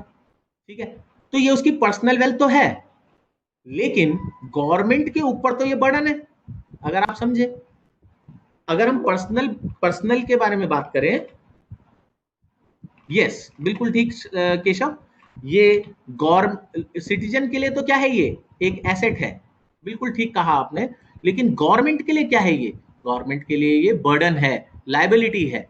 तो इसी वजह से हम इसको नेशनल वेल्थ नहीं कह सकते। क्यों नहीं कह सकते, क्योंकि ये पर्सनल वेल्थ का तो पार्ट है बट नेशनल वेल्थ का पार्ट नहीं है। नेशन के ऊपर तो ये एक लायबिलिटी है। तो इस पार्ट को हमें नेशनल वेल्थ से टोटल, जो हम सम टोटल करेंगे सारी सिटीजन्स की एसेट्स को, उसमें से ये वाली एसेट हम हटा देंगे जो कि गवर्नमेंट के ऊपर लायबिलिटी क्रिएट कर रही है। ठीक है, अगला पार्ट चलते हैं, wealth and welfare. What is wealth and welfare, आप जानते हैं वेलफेयर का मतलब, वेलफेयर क्या होता है भाई, खुशहाली, बेसिकली अगर हम इसका हिंदी मतलब देखें। लेकिन खुशहाली कैसे होती है, यानी कि आप लाइफ में खुश कब रहते हैं, जब आपकी सारी जो चीजें हैं, जैसे सारी वांट्स हैं, अगर हम सारी कहें तो सही नहीं होगा, बट हाँ मैक्सिमम आपकी वांट्स क्या हो जाएं, सेटिस्फाई हो जाएं, और उसको हम क्या कह सकते हैं, आपके लिए वेलफेयर कह सकते हैं। इसीलिए सोशल वेलफेयर जो होता है, सोशल वेलफेयर जो होता है, अब ये वेलफेयर कहां से आएगा, वेलफेयर आएगा पैसे से, ऑब्वियसली। तो जिस कंट्री के पास ज्यादा वेल्थ होगी, जिस कंट्री के पास ज्यादा वेल्थ होगी, वहां पर सोशल वेलफेयर भी ज्यादा होगा। जैसे आपको मैं एक एग्जांपल के तौर पर बताता हूं, जैसे कोविड-19 हो रखा है आजकल। ठीक है, तो आपने देखा होगा कितने सारे मजदूर वापस अपने गांव चले गए। ठीक है, लेकिन ये चीज कहां हुई, इंडिया में तो हुई, लेकिन यूएसए में तो ऐसी कोई चीज नहीं हुई। यूएसए में कोई मजदूर इधर से उधर नहीं गया। क्यों नहीं गया, क्योंकि इस कंट्री के नेशनल वेल्थ बहुत ज्यादा है, इंडिया के पास उतनी नेशनल वेल्थ नहीं है। इसी वजह से यहाँ पर जो यूएसए के अंदर जो भी अनएम्प्लॉयड हो गए, उसको गवर्नमेंट क्या देती है, अनएम्प्लॉयमेंट अलाउंस देती है। अनएम्प्लॉयमेंट अलाउंस का क्या मतलब होता है, सरकार कहती है कि कोई बात नहीं, अगर आप अनएम्प्लॉयड हो तो सरकार आपको पैसा देगी, आपकी जिंदगी में दिक्कतें नहीं आएंगी। लेकिन इंडिया ऐसा डिसीजन नहीं ले सकता है, इंडिया ये काम नहीं कर सकता है। क्यों नहीं कर सकता है? क्योंकि इंडिया के पास इतना नेशन वेल्थ नहीं है। अब नेशन की वेल्थ कहां से आएगी भाई? नेशन की वेल्थ भी तो सिटीजन से आएगी। आपको याद होगा पीछे कि सिटीजन की वेल्थ को सम टोटल करते हैं तो नेशन की वेल्थ आती है। और सिटीजन की वेल्थ क्या? सिटीजन की इनकम। अब सिटीजन इंडिया के अंदर क्या है? करप्शन बहुत ज्यादा है। इंडिया के लोग पैसा तो कमाते हैं लेकिन इनकम टैक्स नहीं देते। ठीक है, तो इससे सरकार के पास पैसा नहीं आता, तो सरकार क्या करती है? आपको अनएम्प्लॉयमेंट अलाउंस कहां से देगी? सरकार के पास वेल्थ ही नहीं है। आप बात समझ गए? तो इसीलिए जितना ज्यादा वेल्थ होगा उतना ही ज्यादा क्या होगा? वेलफेयर होगा। तो अगर वेल्थ बढ़ेगा तो वेलफेयर भी बढ़ेगा, डेफिनेटली बढ़ेगा। ठीक है, इसके बाद बात करते हैं, if wealth of the society increases but the distribution among the citizen of the country is very unequal. इसका क्या मतलब है? ये बहुत इंपॉर्टेंट पॉइंट है। इसको हम एक शब्द में कह देते हैं पूरी बात को। इसको हम कहते हैं इनइक्वालिटी ऑफ इनकम। इसको क्या बोलते हैं? Inequality of income. जैसे इसका क्या मतलब हुआ? जैसे अगर मैं बात करूं अंबानी की, धीरूभाई अंबानी, मुकेश अंबानी, ये सारे लोग, इनके पास बहुत पैसा है। ठीक है, इनके पास बहुत पैसा है। ठीक, लेकिन क्या इनके पास इतना ज्यादा पैसा होने से क्या ये खाना ज्यादा खाते होंगे? नहीं, ऑब्वियसली ये हम और आप जैसे हैं। इनकी कंजप्शन पैटर्न भी वही होगी, एटलीस्ट फूड जितना भी उनको चाहिए होगा उतना वो खाते होंगे। ठीक है, लेकिन जो इनके अंडर इनकी बड़ी बड़ी कंपनीज में जो बहुत ही लोअर लेवल पर जो लोग हैं, हो सकता है उनको लाइफ में इश्यूज हो सकता है उनकी सारी जो डिमांड्स हैं वो पूरी ना हो पा रही हो। ठीक है, तो अगर मान लीजिए कि एक कंट्री के पास बहुत सारा वेल्थ है, बहुत सारा वेल्थ है, बट उसकी डिस्ट्रीब्यूशन जो है वो अनइक्वल है। इसका मतलब वेल्थ तो बहुत ज्यादा है, वेल्थ में कोई कमी नहीं है, लेकिन डिस्ट्रीब्यूशन में दिक्कत है। एक आदमी के पास बहुत ही ज्यादा है और लेबर के पास बहुत कम है। ठीक है, तो इससे भी कंट्री का वेलफेयर नहीं हो सकता है, इससे भी दिक्कतें क्रिएट होती है। ठीक है, इसको हम एक शब्द में कह देते हैं, एक लाइन में कह देते हैं, इन इक्वालिटी ऑफ इनकम। तो दो बातें हो गई अगर आप समझें। अगर वेल्थ बढ़ेगी तो वेलफेयर भी बढ़ेगा, लेकिन अगर वेल्थ बढ़ा, वेल्थ ज्यादा है पर डिस्ट्रीब्यूशन गलत है, तो वेलफेयर नहीं बढ़ेगा, तो वेलफेयर घट जाएगा। ठीक है, तो हर वेल्थ का बढ़ना वेलफेयर का बढ़ना नहीं होता, उसका डिस्ट्रीब्यूशन भी प्रॉपर होना चाहिए। ठीक हो गई? इतनी बात आपको समझ में आ गई होगी। आगे चलते हैं मनी के कॉन्सेप्ट के ऊपर। ये सारी जो टॉपिक्स हैं ये आपके स्टडी नोट से मैंने ले रखे हैं, सो दैट कि सारे जो पॉइंट्स हैं, हाँ ऑब्वियसली इसमें जो जितनी भी कंटेंट है वो मैंने बनाया, लेकिन जो टॉपिक्स हैं वो आपके ही स्टडी नोट के हैं, सो दैट कि आप जब स्टडी नोट पढ़ें तो आप लोगों को ज़्यादा बेटर समझ में आ जाए। ठीक, सिलेबस आपका बहुत ज़्यादा है तो ऑब्वियसली हम जल्दी जल्दी कवर करेंगे। ठीक है, हम जल्दी से समझने की कोशिश करेंगे चीज़ों को।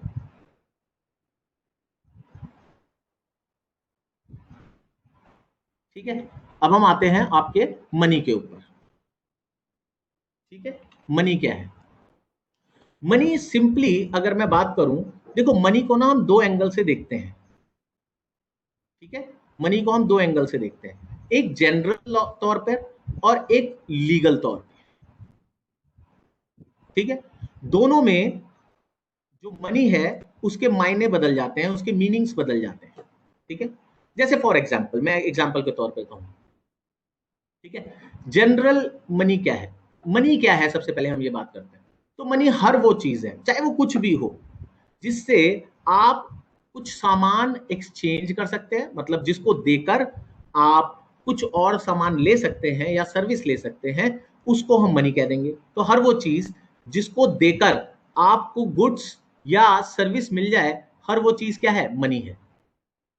या फिर आप अपने उधार उस चीज को देकर चुका सकें, उस चीज को देकर आप अपने उधारों को, अपने डेट्स को पे कर सकें, सेटल कर सकें, उस चीज को भी क्या कहते हैं? मनी कहते हैं। तो मनी के बेसिक दो फीचर्स हुए, जिससे आप गुड्स एक्सचेंज कर पाए या जिससे आप अपने डेट्स को सेटल कर पाए। तो ये दो बातें हैं, हर वो चीज मनी कहलाई जाएगी। लेकिन हर वो चीज मनी जनरल लेवल पर कहलाई जाएगी, लीगल तौर पे नहीं। जैसे एग्जाम्पल के तौर पर मैं आपको बताता हूँ, जैसे मान लीजिए कि मान लीजिए आपके पास एक बहुत बढ़िया बाइक है, ठीक है। अब आप एक कार लेना चाह रहे हैं, ठीक है। आप मान लीजिए ए के पास बाइक है और बी के पास कार है। अब ए बी से कहता है कि यार अपनी कार मुझे दे दो, तो बी कहता है कि भाई मेरी कार तो 1 लाख रुपए में दूंगा मैं तुम्हें। ए कहता है कि एक काम करो, मेरी बाइक ले लो, मैं उसकी वर्थ 40,000 रुपए मान लेता हूं, और 60,000 रुपए मैं आपको क्या दे दूंगा, कैश दे दूंगा। ठीक है, चलेगा? बी कहता है हाँ जी बिल्कुल चलेगा, मेरी कार ले लो और मुझे अपनी बाइक और साथ में 60,000 रुपए दे दो। ठीक है, तो बताओ क्या इस बाइक के थ्रू क्या हम एक्सचेंज कर पाए? बिल्कुल कर पाए। तो ये क्या हो गया, बाइक एक मनी हो गया।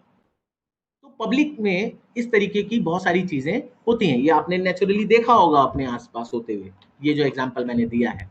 तो एक्सचेंज ऑफ गुड्स हो रहा है, या फिर मान लो ए ने बी को कुछ पैसे देने थे, मान लो 40,000 रुपए देने थे, ठीक है।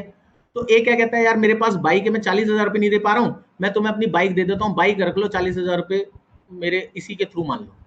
तो भी कहता है ओके कोई दिक्कत नहीं है। तो इससे आपने क्या कर लिया, अपने डेट्स भी इसी तरीके से सेटल कर लिए। तो ये भी क्या हो गया, हमारा मनी हो गया। तो हर वो चीज जो कि वाइडली एक्सेप्टेड हो, ज्यादातर लोग इस चीज को एक्सेप्ट करते हो, किस चीज के लिए, एक्सचेंज करने के लिए और डेट सेटल करने के लिए, उस हर चीज को क्या बोला जाता है, मनी कहा जाता है। लेकिन ये लीगल डेफिनेशन नहीं है, लीगल डेफिनेशन कुछ और है। लीगल डेफिनेशन क्या होती है कि जो भी मनी है, जिसको सरकार ने मनी कहा है, गवर्नमेंट ने मनी कहा है, उसको हम कहेंगे लीगल मनी, उसी को हम मनी कहेंगे, लीगल टेंडर। इसीलिए इसको हम क्या बोलते हैं, लीगल टेंडर भी बोलते हैं। यानी कि जैसे लीगल टेंडर में क्या चलता है, नोट चलता है, कॉइन चलता है। क्या सरकार ने बोला है कि बाइक से आप एक्सचेंज करो? नहीं। अगर मान लो आपको कोई सामान खरीदना है और आप अपनी बाइक दे रहे हैं और उस बंदे से बोल रहे हैं सामान दे दे, तो वो बंदा मना कर सकता है, बिल्कुल मना कर सकता है। क्यों? वो कह सकता है कि नहीं भाई बाइक मैं नहीं लूंगा। उसके पास ये लीगल राइट है, क्योंकि वो कहता है सरकार ने इस चीज को लीगल नहीं किया हुआ है। आप, मैं चाहता तो ले लेता, लेकिन मैं नहीं चाहता हूं आपसे बाइक लेना, तो आप उसको लीगली बाउंड नहीं कर सकते। लेकिन मान लो कोई बंदा सामान बेच रहा है, ठीक है, मार्केट में दुकान है उसकी, वो आदमी सामान बेच रहा है, ठीक है। और आप उसके पास गए, आपने उसे कहा कि भैया नोट ले लो, ये मान लो आपने 500 का नोट दे दिया उसे, और कहा कि भैया 500 रुपए की चीज आप मुझे दे दो, और वो मना करता है कि भैया 500 का नोट मैं नहीं लूंगा, मुझे 100 के 5 नोट दो। तो आप डेफिनेटली उस पर केस कर सकते हैं, क्योंकि वो लीगल चीज है जो आप पे कर रहे हैं, सरकार ने उसको बिल्कुल वैलिड कर रखा है, और जो वो पे नहीं कर रहा, और जो वो एक्सेप्ट नहीं कर रहा है, तो इसको हम डेफिनेटली क्या कहेंगे, लीगल डेफिनेशन है। ठीक है। फाइनली एक और पॉइंट है, कस्टमरी मनी। कस्टमरी मनी मतलब जो चीज कस्टम के थ्रू, कस्टम मतलब क्या होता है, हमारा ट्रेडिशन, हमारे रिवाज, है ना, हमारी सोसाइटी के अंदर जो कस्टम्स होते हैं, उसमें जो कि फेमस चीज होती है, ऐसी चीजों को हम बोलते हैं कस्टमरी मनी। और डेफिनेटली ये चीजें किसी ना किसी कमोडिटी की होती हैं। ठीक है, जैसे पहले के टाइम पर बाटर सिस्टम हुआ करता था, आपको याद होगा बाटर सिस्टम। बाटर सिस्टम में क्या करते थे, इसको हम सीसी इकोनॉमी भी बोलते हैं। सीसी इकोनॉमी मतलब commodity to commodity exchange economy. ठीक है, commodity to commodity exchange economy को हम सीसी इकोनॉमी या बाटर एक्सचेंज भी कहते हैं। तो इसमें क्या होता था, हम एक सामान से दूसरे सामान को क्या कर लेते थे, बदल देते थे। तो उस टाइम पर कस्टम क्या था, उस टाइम पर कस्टम क्या था, सामान, एक सामान दूसरे सामान से। लेकिन अब जो कस्टम है, अब जो रूल है, या जो हमारा रिवाज बन गया है, हम सामान किससे खरीदते हैं, जो लीगल है। तो इस केस में, आज के केस में, लीगल टेंडर और कस्टमरी मनी दोनों ऑलमोस्ट ऑलमोस्ट एक ही बातें हैं। ठीक है, अब हम चलते हैं जरा अगले कॉन्सेप्ट के ऊपर। ठीक है, दैट इज मार्केट। मार्केट के ऊपर चलते हैं। What is market? ठीक, मार्केट क्या है? मार्केट एक बेसिकली एक सिस्टम है जहां पर बायर्स और सेलर्स अपने कॉन्टैक्ट को स्टैब्लिश करते हैं। चाहे तो वो डायरेक्टली कर लें मीटिंग के थ्रू, चाहे तो वो इनडायरेक्टली कर लें ऑनलाइन के थ्रू। तो जैसा वो चाहें, आज की डेट में जैसे आपको पता है ना, अमेजोन से आप सामान खरीदते हैं, तो वो कैसा हो गया, इनडायरेक्ट हो गया। आप नहीं जानते कौन सेलर है, कैसा दिखता है, कहाँ उसकी शॉप है, लेकिन फिर भी आप सामान खरीद पा रहे हैं। आप बायर हैं, वो सेलर है, तो इनडायरेक्ट भी हो रहा है। और डायरेक्ट तो आप सामान खरीद ही लेते हैं सीधा सीधा दुकान में जाके। तो मार्केट क्या हो गई, मार्केट आज की डेट में ऑनलाइन भी हो गई और ऑफलाइन भी हो गई। ठीक है। अब बात करते हैं दूसरी चीज, they have a view to purchasing and selling the commodity. Obviously market वो चीज, वो जगह है जहां पर हम परचेज और सेल करते हैं। बड़ा सिंपल सा था। आगे चलते हैं। Functions of market. मार्केट का काम क्या है? मार्केट का काम मेनली दो काम है। पहला, प्राइस डिटर्मिनेशन करना। दूसरा, क्वांटिटी डिटर्मिनेशन करना। ठीक है। ये दोनों बातें मार्केट का मेन पॉइंट्स हैं। तो अगर आपसे कोई पूछे कि मेजर फंक्शन क्या है मार्केट के, तो आप बोलेंगे दो चीजों की डिटर्मिनेशन। पहली डिटर्मिनेशन प्राइस की और दूसरी डिटर्मिनेशन क्वांटिटी। ठीक है। और both the price and quantity, ये दोनों जो डिटर्मिनेशन होता है, ये मार्केट में होता है इक्विलिब्रियम से। जो अभी मैं आपको पहले बता रहा था, इक्विलिब्रियम। तो इसमें क्या है, यहां पर इतना प्राइस और इतनी क्वांटिटी, ये फाइनल हो गई। ठीक है। अगर मैं इसको थोड़ा सा और क्लैरिटी से आपको बताऊं, तो इधर मैं बताता हूं आपको। जैसे मान लीजिए ये डिमांड कर्व है, अभी मैंने पहले भी बताया था आपको। ये सप्लाई कर्व है। ठीक है। ये आपका इक्विलिब्रियम है। यहां पर इतनी सप्लाई ही करी और इतनी ही डिमांड करी, यहां पर डिमांड और सप्लाई दोनों क्या हो गए, बराबर हो गए। और इसीलिए यहां पर एक इक्विलिब्रियम बन गया। और इस इक्विलिब्रियम पर जितनी क्वांटिटी होगी और इस इक्विलिब्रियम पर जितना प्राइस होगा, वही प्राइस डिटरमाइन कर लिया मार्केट ने, और वही क्वांटिटी भी मार्केट ने डिटरमिन कर ली। ठीक है। यस, बिल्कुल ठीक। आगे चलते हैं।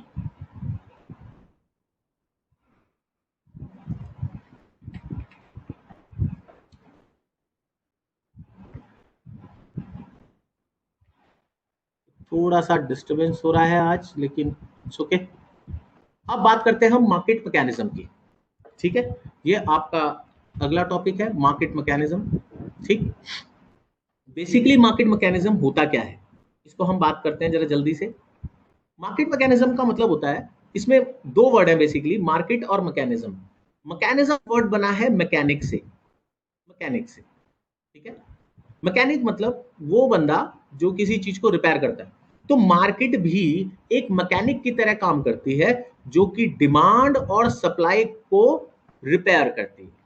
ठीक है। अब इसका क्या मतलब हुआ, डिमांड और सप्लाई को रिपेयर करना? जैसे सपोज करो कि एक आदमी है, वो सप्लाई कर रहा है। ठीक है। चलो इसको मैं डायग्राम से नहीं, इसको मैं आपको एक्सप्लेन करके करता हूं। ठीक है। जैसे मान लो एक आदमी है, वो सप्लाई कर रहा है 100 यूनिट्स। ठीक है। एट द रेट मान लेते हैं 50 रुपए पर यूनिट। ठीक है। अब एक बंदा आया डिमांडर, सप्लायर है ए, डिमांडर है बी, मान लेते हैं। डिमांडर कह रहा है कि मुझे 100 यूनिट चाहिए, तो क्वांटिटी तो बराबर हो गई, क्वांटिटी तो दोनों की बराबर हो गई, डिमांड की भी सप्लाई की। कहता बहुत बढ़िया, मैं दे देता हूँ आपको। तो कहता कितने में दोगे? कहता मैं 50 रुपए में आपको दूंगा, ए कहता है। बी कहता नहीं नहीं, मैं 40 रुपए में लूंगा, आप देते हो तो बताओ। ऐसा ही होता है ना नेगोशिएशन, कि डिमांडर बोलता है कम में दूंगा, कम में लूंगा, सप्लाई बोलता है नहीं, मैं तो सप्लायर बोलता है मैं तो ज्यादा में बेचूंगा। तो दोनों के बीच में प्राइस मैच नहीं कर रहा है, प्राइस मैच नहीं हो रहा है। अब मान लो डिमांडर चला जाता है, डिमांडर कहता है नहीं भाई मैं तो 40 में ही खरीदूंगा, आप मत दो मुझे। अब सप्लायर सोचता है कि यार नहीं, प्राइस यानी कि थोड़ा सा ज्यादा है। अब दूसरा डिमांडर आता है, मान लो सी, वो कहता है कि मैं आपको ना 42 रुपए तो दे सकता हूँ, इससे ज्यादा नहीं दे सकता। सी कहता है मैं डिमांड कर लूंगा, 100 यूनिट्स आपसे खरीद लूंगा, लेकिन मैं आपको 42 रुपए, 42 रुपीज दूंगा। ठीक है। अब मान लो उसका, उसने वो भी नहीं दिया सप्लायर ने। अब मान लो शाम हो गई और डी एक नया बंदा आया, वो कहता है मैं आपको 43 रुपीज दूंगा बस। ये मैक्सिमम मेरा फाइनल कोट है। अब बताओ सप्लायर क्या करेगा? सप्लायर कहेगा यार नहीं यार, गलती मैंने करी हुई है, मेरा प्राइस जो यहाँ पर मैंने 50 रुपए ले रखा है, इसमें कहीं ना कोई गलती है, और मेरे को प्राइस कम करना ही पड़ेगा। क्यों? क्योंकि डिमांड ही नहीं आ रही। अब वो रखे रखे अपने प्रोडक्ट्स क्या करेगा? तो उसको क्या करना पड़ेगा? अपने प्राइस को नीचे लाना पड़ेगा। कहाँ लाना पड़ेगा? 43 पे। अब बताओ ये नीचे क्यों आया प्राइस? क्योंकि उसे समझ में आ गया कि डिमांड ही नहीं है 50 रुपए पर, डिमांड तो आ रही है 40, 42, 43 रुपए पर, 40, 42, 43 पर। तो इसीलिए उसे प्राइस क्या करना पड़ा? 43 करना पड़ा। तो अब बताओ प्राइस भी बराबर हो गया दोनों का, और क्वांटिटी भी दोनों की बराबर हो गई। क्वांटिटी चाहे बराबर ना भी हो, बट प्राइस तो बराबर हो ही गया, और इसी के थ्रू आपकी डिमांड क्या हो गई? पूरी हो गई। आप बात समझ रहे हैं? तो इसीलिए जब ये काम किसने किया? ये सारा काम किसने किया? ये सारा काम किया मार्केट ने। ये काम पूरा का पूरा मार्केट ने किया है कि भाई इतने इतने इतने इतने उसमें आपको उसने प्राइस को कम करवा लिया। तो मार्केट क्या कर रही है? मार्केट एक मैकेनिक की तरह काम कर रही है, जिसमें मार्केट डिमांड उतनी क्रिएट नहीं कर रही जितनी सप्लाई है एक पर्टिकुलर गिवन प्राइस पर। तो इसीलिए सप्लायर को क्या करना पड़ेगा? प्राइस को कम करना पड़ेगा। ठीक है। अब मान लो इसका उलट कर देते हैं, इसका उल्टा केस ले लेते हैं। मान लो सप्लाई बहुत कम है, बहुत ही कम है, ठीक है, और डिमांड बहुत ज्यादा आ रही है, बहुत ही ज्यादा आ रही है। मान लो इसके पास जैसे आज की डेट में मान लेते हैं, आज की डेट का एग्जांपल लें तो मास्क का एग्जांपल ले लेते हैं। मास्क, तो आज की डेट में डिमांड बहुत ज्यादा है मास्क की, लेकिन सप्लाई उतनी है नहीं। तो बताओ क्या कर रहा है? वो देख रहा है कि मेरे मास्क का प्राइस 50 रुपए था, लेकिन इतनी डिमांड है, तो मैं क्या करता हूँ? प्राइस को क्या कर देता हूँ? बढ़ा देता हूँ। तो उसने प्राइस 150 रुपए कर दिया। शॉपकीपर ने फायदा उठाना चाहा, तो जो लोग नहीं खरीद पा रहे थे उतनी डिमांड क्या हो गई? कम हो गई। तो सप्लाई मान लेते हैं आपकी 50 यूनिट्स थी, और खरीदने वाले मान लेते हैं 80 लोग थे। 50 मास्क की रिक्वायरमेंट थी और 80 मास्क का 80 मास्क की डिमांड आ रही थी। तो बताओ क्या होगा? जब प्राइस बढ़ेगा तो इसमें से काफी लोग गायब हो जाएंगे, उतने ही रह जाएंगे जितने की सप्लाई हो पाएगी। तो कहने का मतलब क्या है? कहने का मतलब यह है कि मार्केट ने ही इस तरीके से सिस्टम क्रिएट किया जहां पर सप्लाई और डिमांड दोनों क्या हो गई? बराबर हो गई। आपको बात समझ में आ रही है? तो डिमांड और सप्लाई आपस में बराबर हो गई, और ये कौन किसने किया? ये किया आपका मार्केट ने खुद। तो मार्केट ही मैकेनिक होती है। डिमांड और सप्लाई के हिसाब से प्राइस डेराइव किया जाता है, इसको हम बोलते हैं मार्केट मैकेनिज्म। ठीक है, ये आप पढ़ लेंगे और इससे आपको समझ में आ जाएगा कि किस तरीके से ये होता है। ठीक है। अब बात करते हैं इन्वेस्टमेंट की। याद होगा आपको कि मैंने आपको बताया था नॉमिनल और रियल का कॉन्सेप्ट। इन्वेस्टमेंट की बात करते हैं जल्दी से। तो इन्वेस्टमेंट का मतलब होता है जितना भी कैपिटल स्टॉक आपका बड़ा है वही आपकी इन्वेस्टमेंट है। अब इसका क्या मतलब है कैपिटल स्टॉक बड़ा है? Let me check.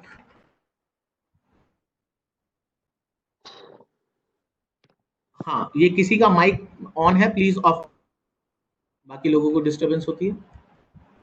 हाँ, तो जितनी इन्वेस्टमेंट आपकी बढ़ती है उतना ही आपका कैपिटल स्टॉक भी क्या होता है? बढ़ता है। ठीक है। यानी कि आप जैसे जैसे इन्वेस्ट करते हैं वैसे वैसे आपका कैपिटल स्टॉक बढ़ता है। अब कैपिटल स्टॉक की बात क्या हुई? कैपिटल स्टॉक को कहते हैं long term assets. Long term assets, तो जितने भी लॉन्ग टर्म एसेट्स हैं उनको हम सिंपली एक क्या बोल सकते हैं? कैपिटल स्टॉक भी बोल सकते हैं। तो बेसिकली इन्वेस्टमेंट्स क्या होती हैं? इन्वेस्टमेंट होती है जो आपकी एसेट्स को बढ़ा दे। आपकी लॉन्ग टर्म एसेट्स को, जनरली लेवल पर अगर हम बात करें तो लॉन्ग टर्म एसेट्स को अगर आपकी बढ़ा दे तो उसी को हम क्या कहते हैं? हाँ डेफिनेटली कुमार, मैं नोट शेयर कर दूंगा। ठीक है, आप लोग डिस्टर्ब ना हो। अब हम बात करते हैं दो तरीके की इन्वेस्टमेंट की। एक होती है रियल इन्वेस्टमेंट और एक होती है पोर्टफोलियो इन्वेस्टमेंट। ठीक है। तो रियल इन्वेस्टमेंट क्या होती है? रियल इन्वेस्टमेंट मतलब रियल असेट्स। रियल एसेट्स के ऊपर बात करेंगे। जैसे आपने कोई मकान खरीद लिया, दुकान खरीद ली, बिल्डिंग खरीद ली, कोई स्टॉक खरीद लिया, है ना, कोई मशीन खरीद ली, ये सारी चीजें रियलिटी में आपको बिल्कुल साफ साफ दिखाई देती है, इनके ऊपर इन्वेस्टमेंट समझ में आता है, ऐसी इन्वेस्टमेंट को हम बोलते हैं रियल इन्वेस्टमेंट। लेकिन पोर्टफोलियो इन्वेस्टमेंट किसे कहते हैं? अब ये वर्ड है पोर्टफोलियो। पोर्टफोलियो आपने बड़ी बार सुना होगा, लेकिन पोर्टफोलियो का मतलब होता है ग्रुप, किसी चीज का ग्रुप। ठीक है, ये मैंने यहाँ पर लिखा भी है आपकी सहायता के लिए। ठीक है, अब पोर्टफोलियो इन्वेस्टमेंट क्या होता है? जैसे मान लो आपने किसी कंपनी के शेयर्स खरीद रहे हैं आप, ठीक है, किसी कंपनी के शेयर खरीद रहे हैं, तो आपने ए कंपनी का शेयर भी खरीद लिया, बी कंपनी का भी शेयर खरीद लिया, सी कंपनी का भी शेयर खरीद लिया। तो इससे अब आपके शेयर का एक ग्रुपिंग हो गई। मान लेते हैं आपने एचडीएफसी का एक शेयर खरीदा, आपने रिलायंस का भी एक शेयर खरीदा, कुछ शेयर रिलायंस के खरीद लिए, कुछ शेयर आपने किसी और के खरीद लिए, आईटीसी के खरीद लिए। ठीक है, तो ये क्या बन गया? अब आपका शेयर का पोर्टफोलियो बन गया। इसको कहते हैं पोर्टफोलियो। शेयर्स पर इन्वेस्ट करते हैं या सिक्योरिटीज पर इन्वेस्ट करते हैं, डिबेंचर, बॉन्ड्स, इस तरीके की चीजें जब आप खरीदते हैं तो उसको हम बोलते हैं पोर्टफोलियो इन्वेस्टमेंट। ठीक है, बात समझ में आ गई? लेकिन एक बात इसमें बहुत ध्यान रखने वाली है, जब भी आप शेयर को खरीदेंगे और आपने शेयर को खरीदा, किससे खरीदा? कंपनी से खरीदा, किसी और आदमी से नहीं खरीदा, कंपनी से खरीदा। तो कंपनी की परचेजिंग पावर क्या हो गई? बढ़ गई। कंपनी के पास जो पैसा है वो क्या हो गया? बढ़ गया। तो ही हम उसे पोर्टफोलियो इन्वेस्टमेंट बोलेंगे। अगर आपने किसी ए आदमी से शेयर खरीदा तो उस ए आदमी की इनकम हुई, कंपनी को कोई इनकम नहीं हुई, तो इसे हम पोर्टफोलियो इन्वेस्टमेंट नहीं कहेंगे। इसके लिए मैंने आपको नीचे लिखा हुआ है, आप बात ध्यान से देखिएगा तो आपको सब चीजें समझ में आ जाएंगी। ठीक है, purchase of an existing share from another share holder is not an investment. इसको हम इन्वेस्टमेंट नहीं कहते। क्यों नहीं कहते? क्योंकि ये एक आदमी से दूसरे आदमी पर जा रहा है, कंपनी के पास तो आ ही नहीं रहा है। क्योंकि कंपनी के पास जब आएगा तब वो उसको फर्दर इन्वेस्ट करेगी, फर्दर उससे पैसा कमाएगी। तो इसीलिए इसको हम पोर्टफोलियो इन्वेस्टमेंट बिल्कुल नहीं कहेंगे। ठीक है, आगे चलते हैं।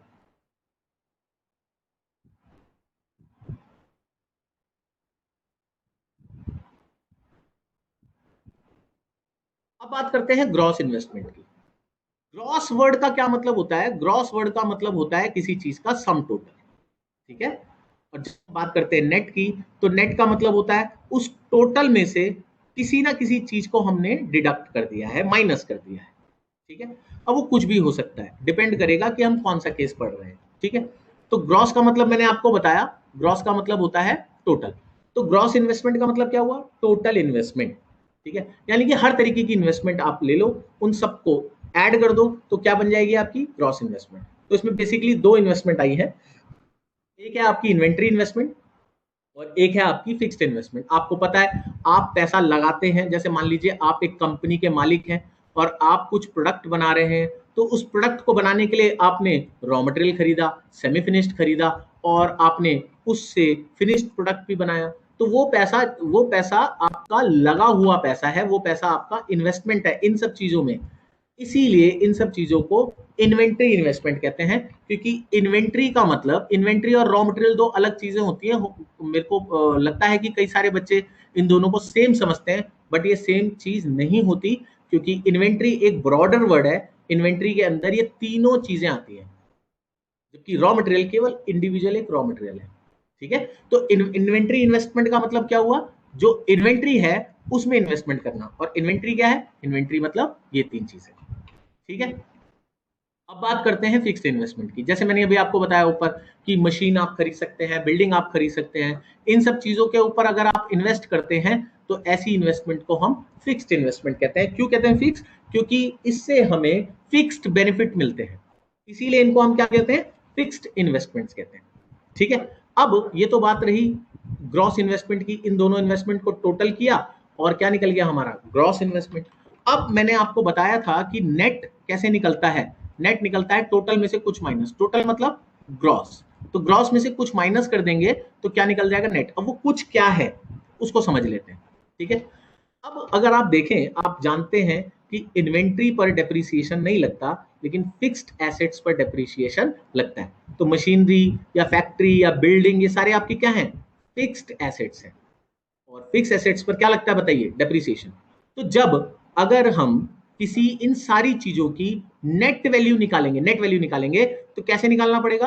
ग्रॉस वैल्यू में से उन फिक्स्ड एसेट के ऊपर जो लगा हुआ डेप्रीसिएशन है वो हमें माइनस करना पड़ेगा, तो उसकी नेट वैल्यू आ जाएगी। ठीक है, आगे बात करते हैं कंजप्शन के ऊपर। कंजप्शन का मतलब क्या होता है? बेसिकली मैंने आपको बताया था, कंजप्शन का मतलब केवल सामान खरीदना नहीं होता, उस सामान, ऐसा सामान खरीदना जिसका यूज है और जिससे आपको सेटिस्फैक्शन भी हो गई, तभी उसे कंजप्शन माना जाएगा, नहीं तो नहीं माना जाएगा। ठीक है, आगे चलते हैं भाई। अराउंड अराउंड 10 बज रहे हैं और 10 बजने वाले हैं, 5 मिनट रह गया है। आप लोग कितने अवेलेबल हैं अभी? Let me check. अच्छा, काफी लोग अभी अवेलेबल हैं।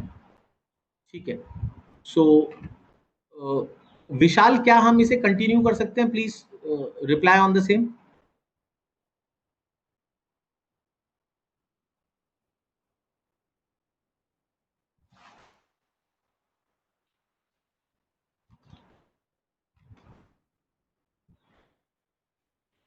विशाल, जी सर।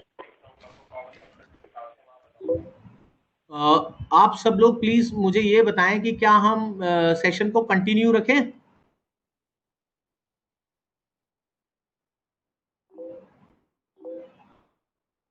ओके, हाँ, मैं व्हाट्सएप नंबर शेयर कर दूंगा आप लोगों को। मैं अभी कर देता हूँ, आप लोग मेरा व्हाट्सएप नंबर लिख लीजिए, मैं व्हाट्सएप से भी शेयर कर सकता हूँ आप लोगों को। ठीक है, अब आप लोग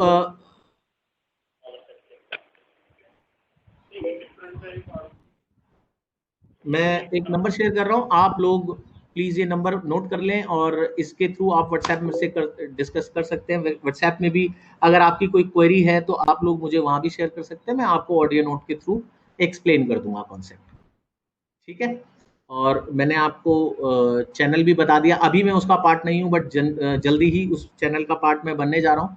सो उधर भी आप यूट्यूब में भी आप देख सकते हैं। ठीक है, मैं इधर इधर आप लोगों के लिए नंबर लिख देता हूँ, तो आप लोगों को, कई बच्चे ऐसे होंगे जिनको नंबर वहाँ नहीं दिखा होगा, तो मैं यहाँ नंबर लिख रहा हूँ, आप लोग मुझसे व्हाट्सएप पे भी डिस्कस कर सकते हैं। डेफिनेटली कोई इश्यू वाली बात नहीं है, जो लोग आज नहीं आ पाए आप उनको भी बोल सकते हैं, कोई दिक्कत वाली बात नहीं है। आप लोग जितने क्वेश्चंस पूछ सकते हैं इकोनॉमिक्स से, आप डेफिनेटली लेकर आइए, I will solve that. Right, चलिए। सो अब हम चलते हैं जरा आगे, कंजप्शन के डिटर्मिनेंट्स क्या होते हैं। ठीक है, तो कंजप्शन के बेसिकली दो डिटर्मिनेंट होते हैं। दो डिटर्मिनेंट जैसे, आज आपके पास कितनी इनकम है? ऑब्वियसली अगर आप कुछ खरीदना चाहते हैं तो आपके पास पैसा होना चाहिए। ठीक है, किरण, मैंने अभी बताया था किरण, मैं फिर दोबारा लिख देता हूं, चैनल का नाम है साइकॉम। ठीक है, और मेरा नंबर है 8191852185। ठीक है, जिसको जिसको नहीं अभी तक मिला है वो अब प्लीज नोट कर लीजिए अगर आपको क्वेश्चंस पूछने हैं तो। ठीक है, मैं आगे कंटिन्यू कर रहा हूँ टॉपिक को। अभी होपफुली आपको समझ दिख गया होगा नंबर और क्या नाम है चैनल का नाम। अंकित, मैं यूट्यूब चैनल की बात कर रहा हूँ। संदीप, हाँ ठीक है, ग्रुप क्रिएट कर लेंगे। एक काम करिए, आप लोग ग्रुप क्रिएट कर लीजिए and add me on that group, तो फिर मैं आप लोगों को इकोनॉमिक्स में डेफिनेटली हेल्प कर पाऊंगा। ठीक है, okay. So going to the topic again. So again, consumption के डिटर्मिनेंट्स कितने होते हैं? सबसे पहले बड़े बच्चों को यही नहीं पता होता कि डिटर्मिनेंट्स क्या होते हैं। डिटर्मिनेंट्स वर्ड किससे बना है बच्चे, जरा ये सोचते हैं। तो डिटर्मिनेंट्स वर्ड किससे बना है? डेटरमिन वर्ड से बना है। डेटरमिन, डेटरमिन मतलब क्या होता है? किसी चीज का पता लगाना। ठीक है, या फैक्टर्स, अगर हम डिटर्मिनेंट्स की बात करें तो डिटर्मिनेंट्स वर्ड के लिए सही वर्ड क्या है? फैक्टर्स। तो ऐसी कौन कौन से फैक्टर्स हैं जो कि कंजप्शन को अफेक्ट करते हैं? ठीक है, तो फैक्टर्स, वो फैक्टर्स जो अफेक्ट करते हैं, फैक्टर्स अफेक्टिंग को हम क्या बोलते हैं? डिटर्मिनेंट्स बोलते हैं। ठीक है, जिससे हम किसी चीज का पता लगा सकें, डिटरमिन कर सकें किसी चीज को, उन्हीं को हम क्या बोलते हैं? डिटर्मिनेंट्स बोलते हैं। तो डिटर्मिनेंट कैसे पता लगाएंगे कंजप्शन का? तो कंजप्शन का पता दो चीजों से लग सकता है, दो चीजों का असर कंजप्शन पर पड़ेगा। पहला चीज किस चीज का पड़ेगा असर? प्रेजेंट इनकम का। आपके पास आज की डेट में पैसा कितना है, इनकम कितनी है, उसी के हिसाब से आप क्या करेंगे? पैसा खर्च करेंगे। ठीक है। और दूसरी चीज, आपका खर्चा किस पर डिपेंड होता है? कंजप्शन किस पर डिपेंड होती है? फ्यूचर इनकम, जो कि आपकी एक्सपेक्टेड है, आपको लग रहा है कि इतना पैसा आपके पास फ्यूचर में हो सकता है, आपकी इनकम इतनी हो सकती है, तो उस हिसाब से भी आप क्या हो करते हैं? गया। कंज्यूम करते हैं। सॉरी,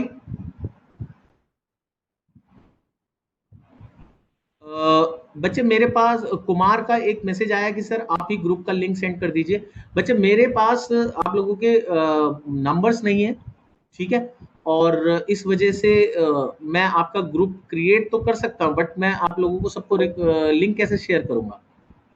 ठीक है।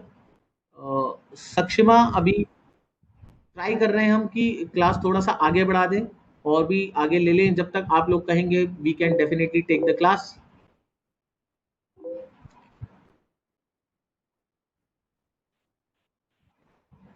सर ग्रुप का लिंक शेयर कर दो ना, व्हाट्सएप पे बना के। बच्चे मैं, अच्छा, ग्रुप का लिंक शेयर कर दूं? ओके।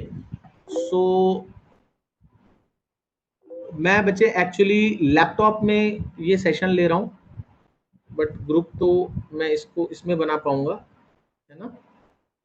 चलिए मैं क्या करता हूं, मैं करता हूं अभी आपके लिए एक ग्रुप क्रिएट कर देता हूं। आगे लिंक शेयर कर, सारे अपने बैठ हो जाएंगे।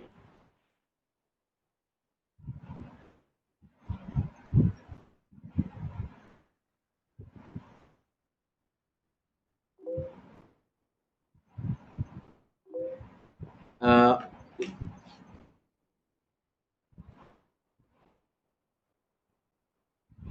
मैं आप लोगों के साथ इसका लिंक शेयर कर देता हूं। White wire link,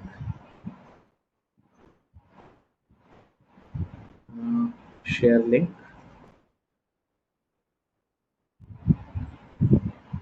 copy link. ठीक है।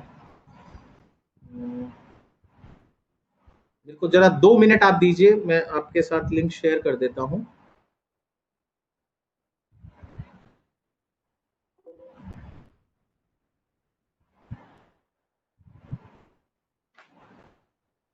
अ,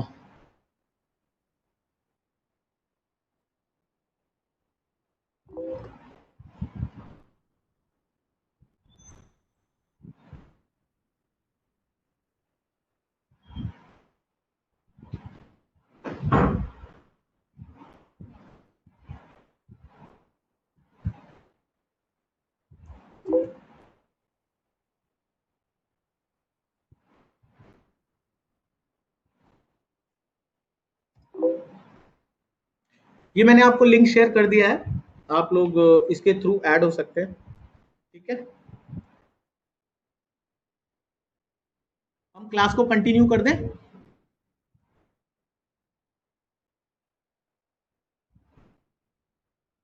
अक्षय, मैंने आप लोगों को लिंक भेज दिया है, you can directly connect with that link for the WhatsApp group. हम क्लास कंटिन्यू करें भाई? आप सब लोग प्लीज जल्दी से बताइए, रिप्लाई कीजिए। Okay, done. ठीक है, चलिए। सो शुभम का एक पॉइंट आया था कि हॉबी भी कंजप्शन को अफेक्ट करती है। डेफिनेटली करती है, आपकी बात ठीक है, बट हॉबी एक बहुत बड़ा फैक्टर नहीं है। जो मेन फैक्टर्स हैं वो आपके प्रेजेंट इनकम और एक्सपेक्टेड फ्यूचर इनकम ही है। हॉबी जो है वो किस चीज को आपको खरीदना है, इसके लिए थोड़ा सा अफेक्ट करती हैं चीजों को, है ना? लेकिन हॉबी पूरी की पूरी कंजप्शन को नहीं कर सकती इम्पैक्ट। जैसे मैं आपको इसका थोड़ा सा एग्जाम्पल दूं, तो जो कंजप्शन की इक्वेशन है, ठीक है, उसकी इक्वेशन है C bar plus B Y. Consumption consumption की इक्वेशन होती है C bar plus B Y. अब इसमें सी तो हो गया कंजप्शन, ठीक है। This C bar is what? This C bar is autonomous consumption. Autonomous consumption, ठीक है। This B is what? Propensity to consume, marginal propensity to consume, or this y is what? This y is actually income. तो आप बताइए, क्या आप इसमें कहीं hobby देख रहे हैं? नहीं, इसमें कहीं भी हॉबी नहीं है। तो हम कह सकते हैं कि अगर हमें कंजप्शन को समझना है तो कंजप्शन को समझने के लिए जो सबसे इंपॉर्टेंट फैक्टर है वो है आपकी इनकम। ठीक है। दूसरी चीज कंजप्शन किस चीज से इंपैक्टेड होती है?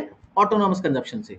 अभी ऑटोनॉमस कंजप्शन क्या होता है? जो आपकी पास्ट सेविंग्स होती हैं, पुरानी जो आपने सेविंग कर रखी होती है, उसको आप तब यूज करते हो जब आपकी इनकम नहीं होती। जैसे आजकल का समय जो चल रहा है कोविड-19 का, लोगों की इनकम नहीं आ रही है, लोग घर पे बैठे हैं लॉकडाउन में, इनकम नहीं आ रही है, तो लोग कैसे अपना खर्चा चला रहे हैं, कैसे कंज्यूम कर रहे हैं, सामान को कैसे खरीद रहे हैं?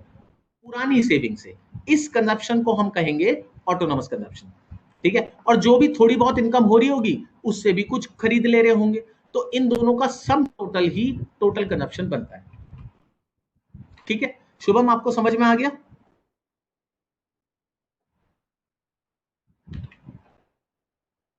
ठीक है। चले आगे चलते हैं जरा। अब बात करते हैं वेल्थ की।